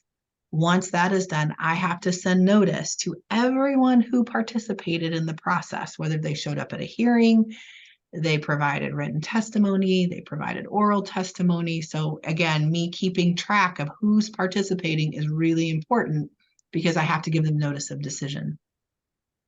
They have appeal rights. So those are the folks, if they don't like something that we did, they are the ones who have an opportunity to appeal the work that we have done and take it to LUBA, which is a whole other process. But so we got to figure out what we have, what we want to keep, what we want to update, go through all of that with the CAC. So I am your writer. So when it comes to giving you ordinance or comp plan draft revisions, I'm going to be writing those for you. So I'll be kicking those out, and Jeff, I'll probably send them to you to post on the website or whatever, so that we keep that whole public inspection thing going the way it's supposed to. And then when we feel like we're ready to go to hearing, then I start that other part of the process. So where's the survey in that process? The survey is usually done up front. Okay. Right. And really the survey should reflect, because I'm gonna say this first. I think the survey that's been done is very good. You can tell a tremendous amount of time and energy and thought has gone into the survey, and I think you should all see it. What we might want to do is just redo the exercise of, is the survey relevant to the updates that the steering committee thinks need to be done? Right? Because if there's pieces, looking at it through that lens, there might be some things we may want to add or just slightly modify in that survey to make sure that survey is effective in our work and our audit of the community plan and land use ordinance. And who does the survey go to? So the survey goes to the membership of the CAC, which does currently extend and has historically extended outside of the community boundary. But the questions and the results are related to the community plan and the zoning districts for properties within the community boundary. And do we have discretion to have the survey go to all property owners within the community boundary? Given some of our budget constraints at this point, my thought would be to put it online, and looking at the length of the survey, Lynn, it's going to have to be, I mean, I don't know, Randall, you might be able to speak better to this. I think it's going to have to be an online thing. Yeah. So I think it would be just anybody within the membership, the CAC membership boundary. But it doesn't cost any more to send it to property owners. That's a file the county has. Well, I can budget for that, but Randall, how many questions are on the survey? Well, there's currently 72. And if we're going to go through the entire community plan and propose new things particular to each one that you think might need altering, it's a different way that I understood the survey was going to function. It will get longer. I mean, you could choose to take some things out. So my understanding was that the survey was kind of like, here's where people are now in their understanding of the community plan, and through the electronic survey, you can link them to each of the town halls that we held, so that if they don't know what natural resources are being referred to, they can click on a hyperlink and hear the state experts and local experts talk about what the natural resources are particular to that goal for an hour or less. You know, they can determine how much they want to know or whatever. But it was an educational tool, in my understanding. It's not like to say, this is what's going to determine what we do.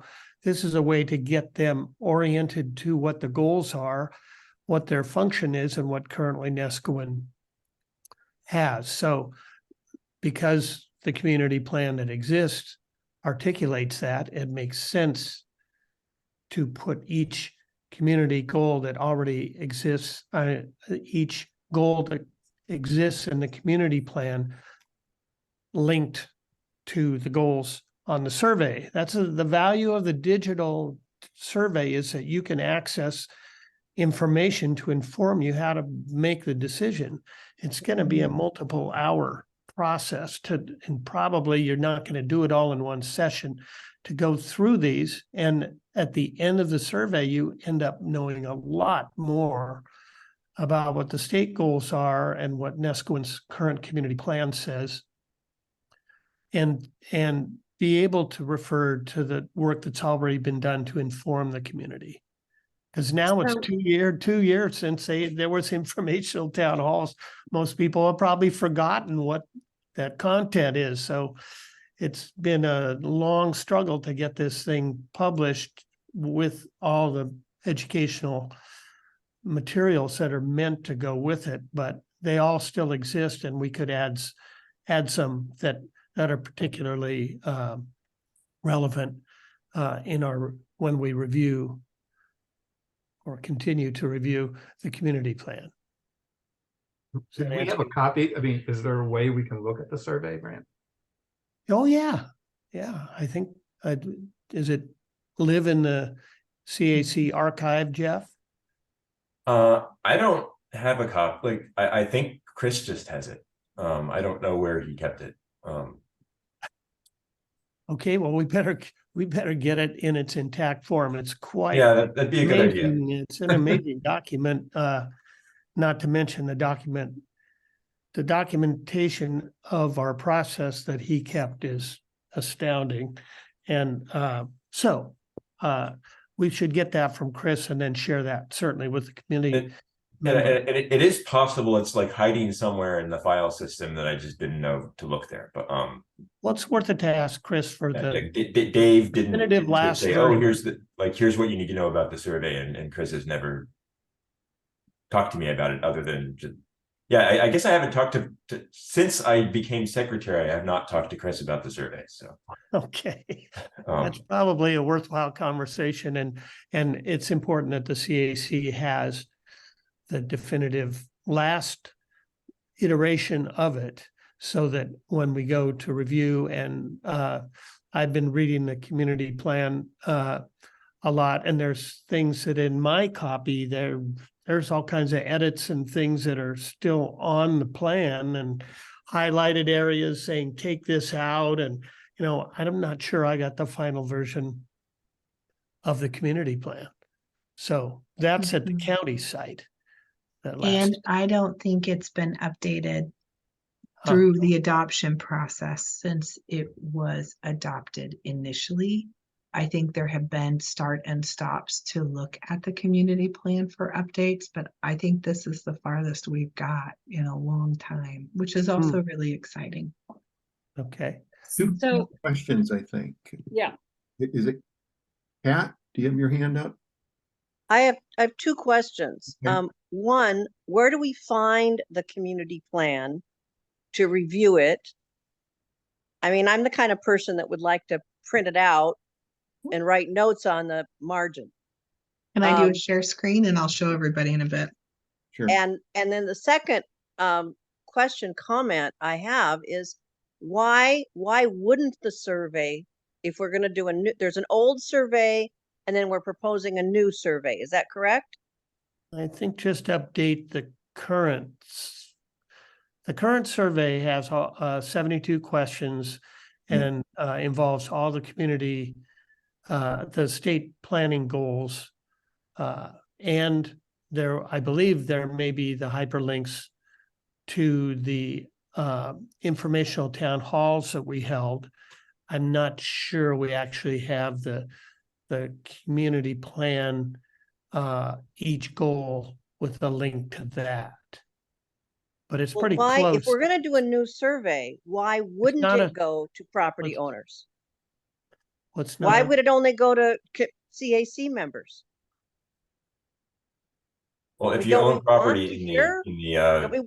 Don't we in want to the hear from area, property owners? you're a member, like, so. Yeah. Your CAT, it includes them. It just also includes property owners and community members outside of the boundary. right. So, Oh, I see. Okay, so we're not excluding property owners. No, no. so if someone's never participated to this date and they get the survey, Yeah. they will get it. A property owner will get it, having made no effort to even pay attention to this for years. They will get it in their email box. Where will they get it? that's But irrelevant. that's a very good question. Mhm.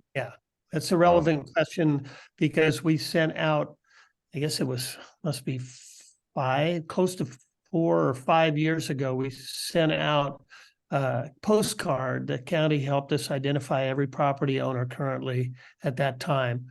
And we sent out postcard with an incentive to get a Michael Schlichting print if your email was picked or you sent your postcard in, we would, and we created a 740 person email list so that we could have digital contact with the community. So that probably could happen again. That's just a postcard cost, and we can send it to all property owners and give them an update and say, we have the community plan update coming up. We have a survey for you to participate in, and we'd love you to attend hybrid meetings with us. So please return your email so that we can give you the survey in a digital form. So that's worth, what is it now? 50 cents? Well, we could do the postcard. I could do them through Coast Printing. And what I would recommend is we put a QR code or an email address where they could just go and take the survey, Randall, and then they have to enter in their email address to do it. And then maybe we find a way to build that back. Okay. Mm-hmm. So that gives us the ability, as I understand it, then to say all property owners receive notification of this and an opportunity to participate, and which is great. That's a really important thing for us to be able to say as we go down the road. And also we got to be really sure a 72 question survey in the holiday season is something that I think we want to really think about. Because I think the postcard may get lost in the holiday mail, which is already starting.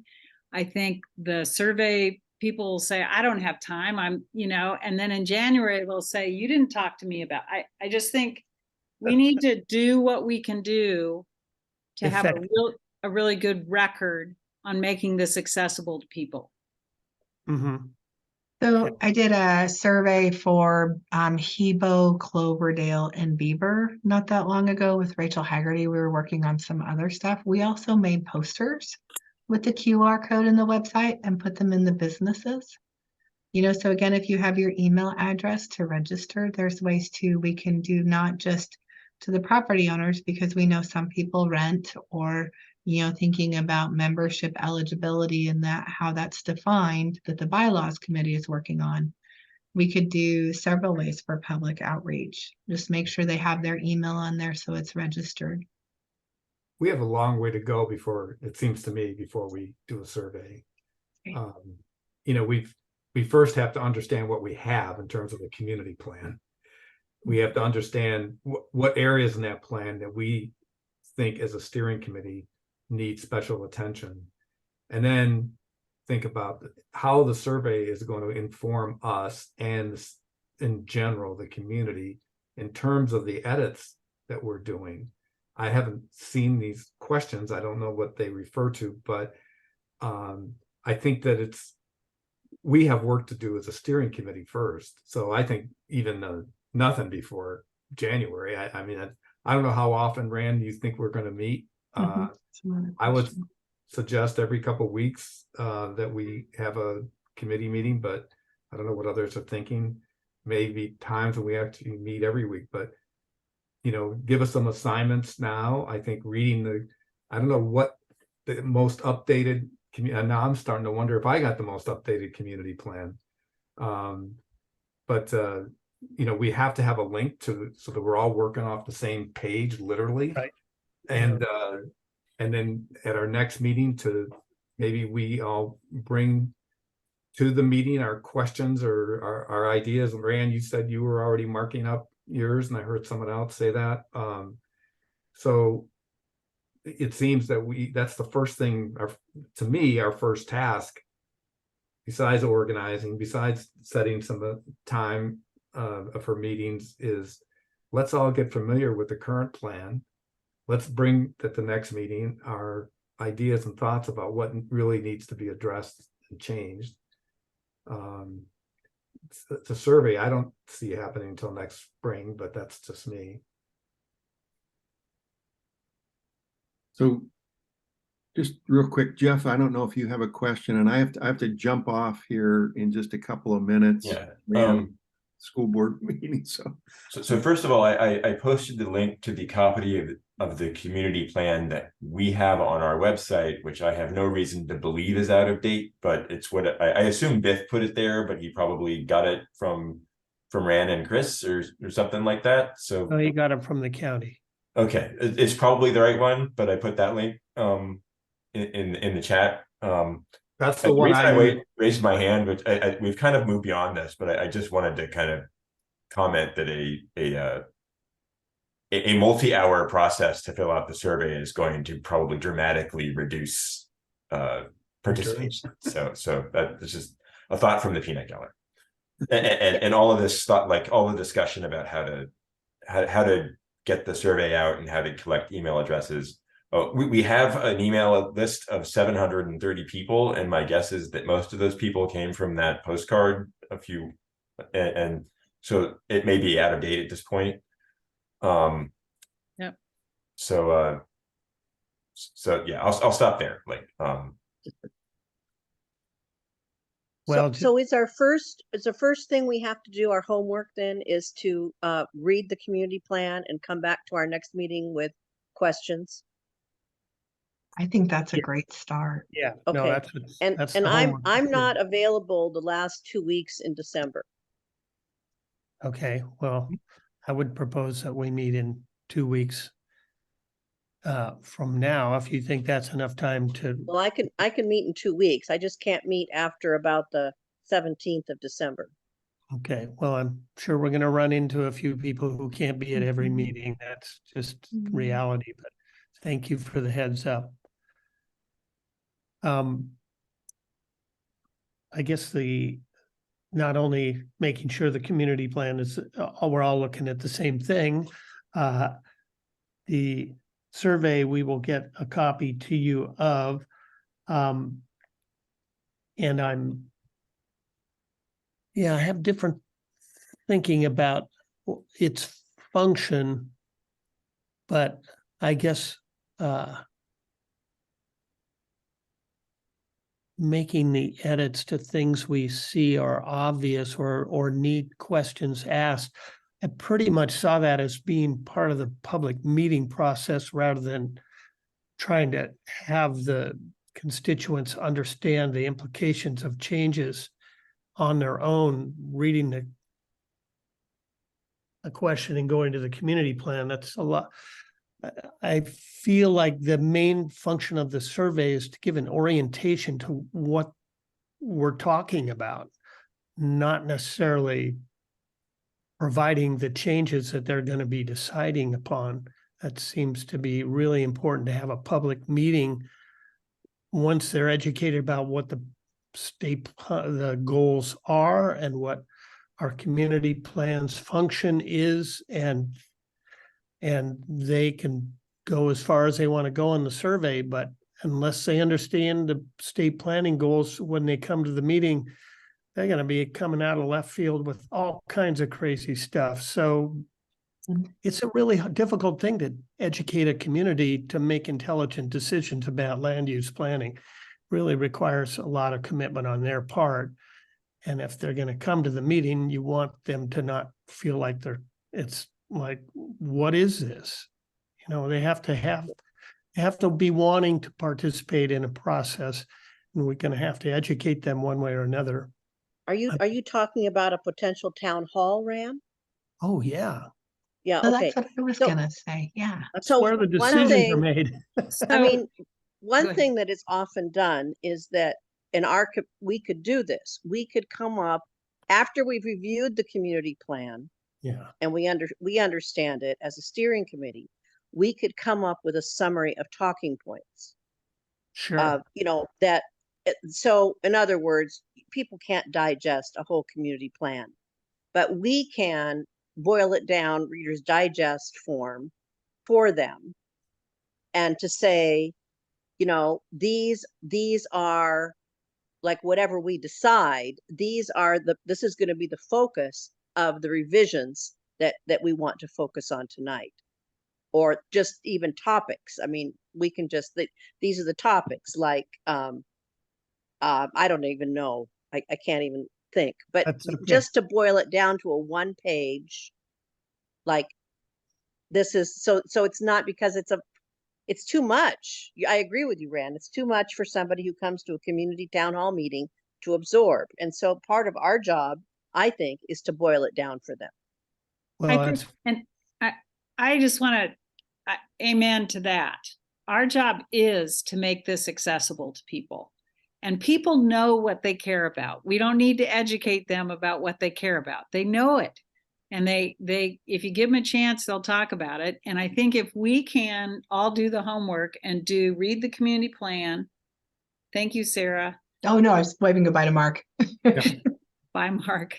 So, I mean, I think if we can read the community plan, if we can read the survey before our next meeting, and then it's up to us to organize this into bite-sized pieces so they can say, okay, we're going to, and to scope it. We need to do a scope of work. We're going to have this many meetings. We're going to cover these issues. You don't Right. have to attend 20 meetings. You can come to the meetings that relate to what you care about. I think we'll do fine. And we, to a certain extent, if we can't boil the ocean with the land use planning process. I mean, we can, but it's really hard to do. And I just think it's incumbent on us, with Sarah's help and then the consultant. I mean, this is Right. part of what the consultant has to Yeah. help us do. Correct. I think we'll be successful, but I feel like I need to read the plan more recently than I have, and I need to read the survey and then come to that next meeting, perhaps for a discussion of scoping. Correct. I would Yes. add, in addition to the reading the plan, that we all read the ordinances that pertain to Nescoin and the zones on the county website. So just read, so everybody's familiar with what NR1 is, NR3, RR. I mean, all the zones, all the outright uses, conditional uses, Mhm. the process, Development standards. standards, Mhm. all those things we should, because as Sarah said earlier, those sometimes that's going to be a big part of the edits that we propose, and so we should be familiar with those. And so so I'm thinking for the next meeting, we're going to all be able to see the survey, right? We're all going to look at the community plan. We're all going to look at the ordinances that pertain to Nescoin. That's a lot. Well, that's what we all Job. signed up for. And I think the other thing that we're going to get from Sarah, hopefully in 2 weeks, is a little bit of the scope of work that the consultant is going to bring. And if by chance the consultant might be available, that would be another thing. But so that would also be on our future agenda. I think it's also, if we have emails or can update, if we have 700 plus emails, and we can do some kind of postcard update process, it might be something to consider doing 2 surveys, a short one, which is people, before they're flooded with information, like to be asked what they care about. Yeah. And to say simply, we're updating our community plan. It's our village. It's our urban, we are an urban, your phrase, urban unincorporated community. What is pick your top 5 things that you are most interested in right now with regard, or give them an open-ended chance, because again, then when they come into a meeting and they're upset about X, we can say, that didn't come up in the top 5 things, but we'll listen to it, we'll address it. But disciplining the process a little bit will improve the community response, plus giving people a chance to be heard. People are desperate to be heard in an open-ended, a lot of people don't know that House Bill 2001, they're just not familiar about it. They haven't sold their house recently. They haven't moved. So just letting people come to us with a quick Rorschach of where they are. But we can talk to the consultants about that. That's something that's been done in the past with land use to get people focused on not 18 things, but maybe 5 or 6. And I would suggest, for those who haven't really tackled the community plan, there's a lot of fluff in the plan, for lack of a better term. Oh. And so I think you can quickly scan the plan and go to the places where you think it's something that we need to talk about. There could be issues here. I mean, the fact that we're going to be a peace and quiet community, I don't know. The whole history section is interesting. That's something we should probably decide as a committee. Can we identify somebody to go over that history? Has anything been learned in the last 23, 24 years since that was written, and all the sources? I don't know, but we don't have to read through the history. You can skip all that. I mean, it's interesting, again, if you have time, but for our next meeting, it'll become very apparent quickly what parts of that plan are things that we're going to really have discussions about. Remember, these are a lot, and I took part in that early 98, 99 sessions, and there was a lot of visioning about this idyllic community.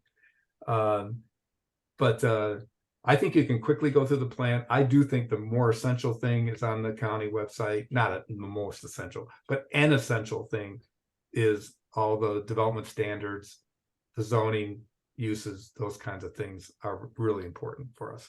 Okay.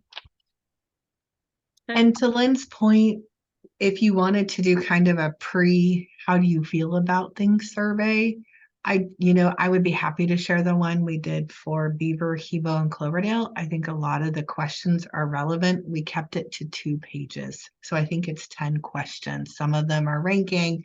There's different things. If you also wanted to something that's kind of, people should be able to get it done in 5 minutes or less, unless they want to that really expand on the tell us more section. right? Mm. So I can share that later. But do you want me to quickly? So I put the links in the chat. The first link is straight to the community plan. The second link, though, is to the list of all of the land use ordinances that the county has, because I don't have a way to just send you Nescoin. So, Jeff, if I have share screen ability, I do. Oh, great. Okay. So let me just okay. So let's see. So this is the second link. This is all of the ordinances that the county maintains for unincorporated communities. You want to go all the way down. All of the Nescoin zones are grouped together. So it's 1, 2, 3, 4, 5. These are the 5 you want to look at, to Guy's point. You don't have to worry if you want to scroll down and look at some of the other things, that's fine. But these Nescoin zones are the ones that specifically relate to Nescoin. Now, here's a question. Can you hear me? Yes, Kat. What relationship do these zoning ordinances have with things like an HOA says? Which is first? Is this first? Which is primary, the HOA or the county? That's a great question. The county is primary. HOA requirements are civil. So when I look at a permit or when I look at a development, I'm not taking in CC&Rs into consideration. I'm strictly looking at the implementing ordinances for Nescoin, for development in Nescoin. Now, a landowner is still obligated to meet the CC&Rs, right? But you have to meet, for me to issue a permit, you have to meet the Nescoin stuff. So, do they agree? Not always. Is that a problem? I'm sure it is for some You own property there, landowners, maybe. yes. But for me, it is just, those are my maximums and my minimums to approve a permit. So Okay. it's typically the more restrictive prevails.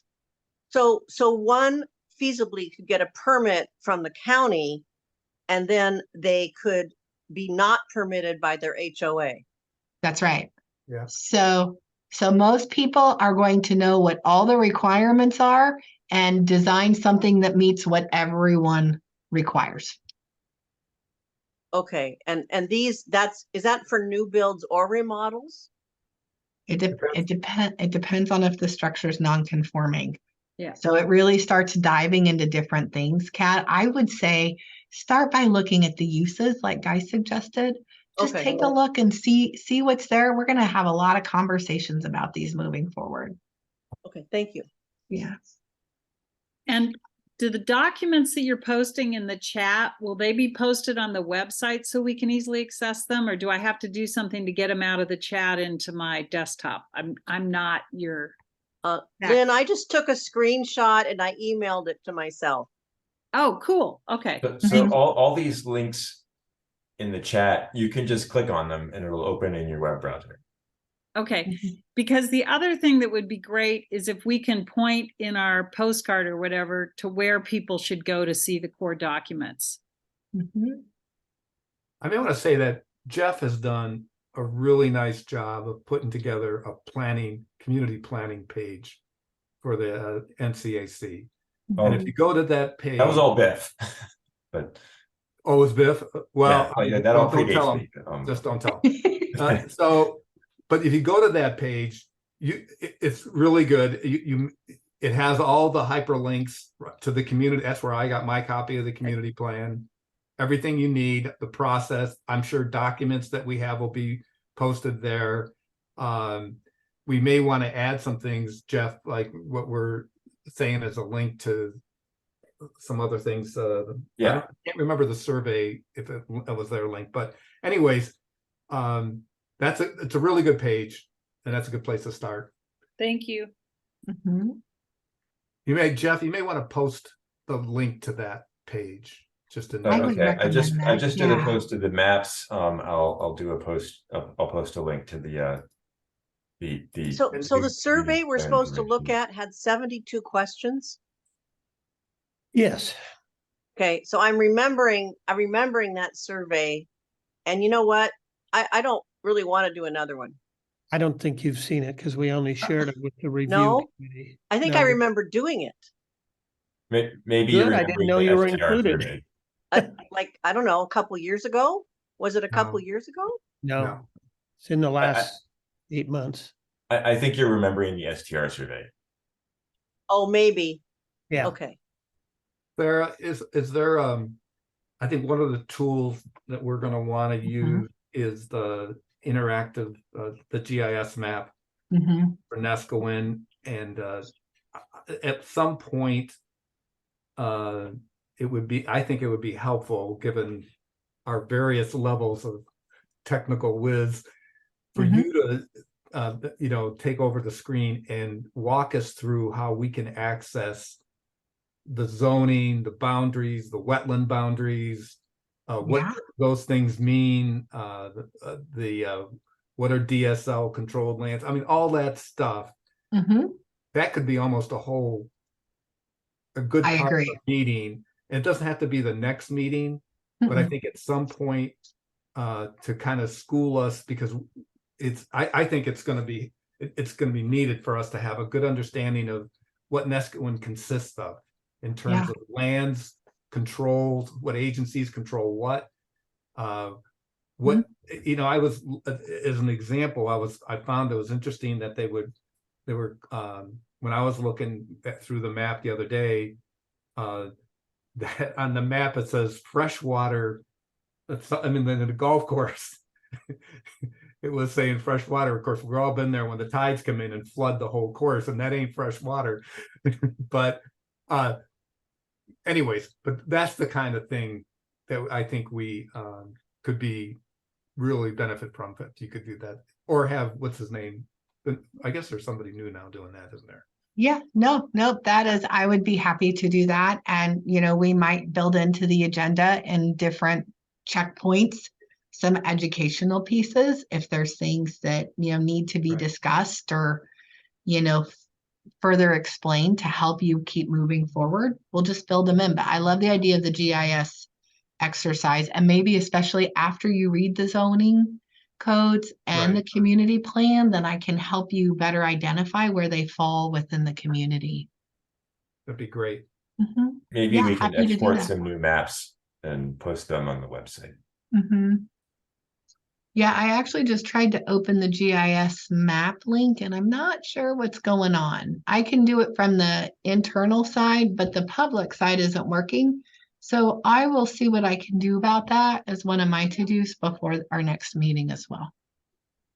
I just accessed the other You did. yesterday. Not working for last me. night. Anyways, it works. Good. Fine. Oh, wait, well. Yeah. So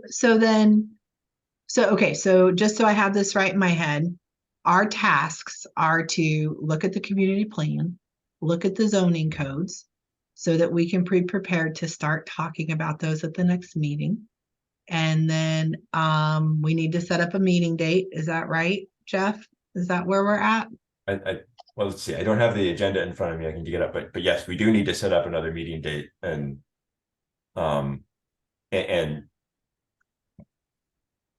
2 weeks is the I'll share 27th. some thoughts on that when we get there. But go ahead. Yeah. Okay. 2 weeks for today. Oh, 2 yeah. weeks I'm from so today is the 27th. Is that, when's Thanksgiving? The following Thursday, the 30th? 23rd. It's before. Oh, it's before. Okay, Mhm. good. So it's post Thanksgiving, following Monday, Yes. same 2 o'clock time slot. Hopefully that will work for Sarah next time. Yeah. Um, Let me see.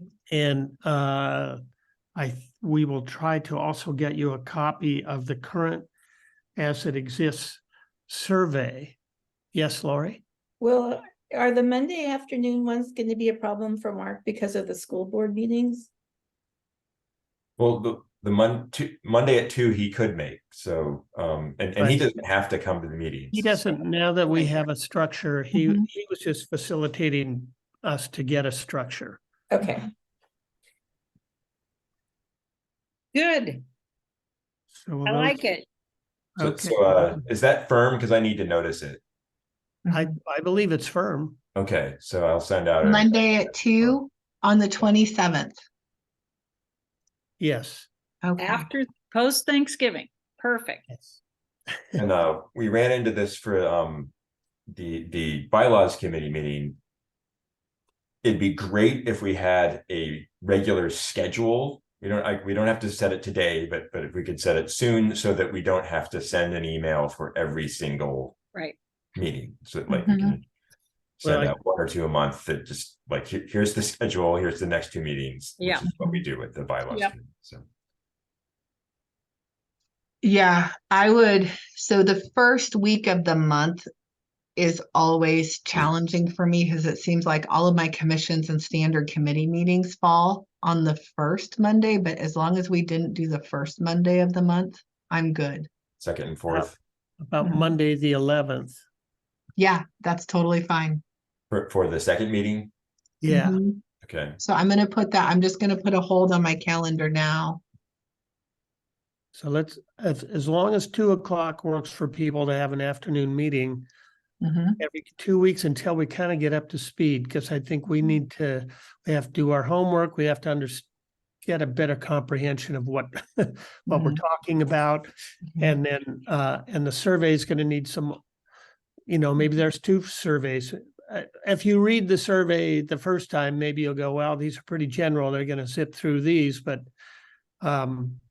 so as it gets more complex, it definitely, there's more education required, a deeper dig. So you can tell us what you think once we've gotten you the survey and you've gone through it. I And you would, consultants I- by, I'm so sorry, Randall. I would point out the 25th of December and the 1st of January both fall on Mondays this year as well. okay, well, we won't jump on those dates quite yet. Let's Yeah. do 2 meetings and then maybe at the next meeting, we can figure out the new year. What's the second meeting, Rand? I missed that. The first one is the 27th. What's the second one? I believe the 11th is what I said. Yes. Yeah, Monday, the 11th at 2. December 11th. Yeah. Rand, do you know do you think you have an agenda for the 27th meeting, or do we need to either talk about that now or try and figure it out offline? No, I think what you can have your boilerplate stuff with the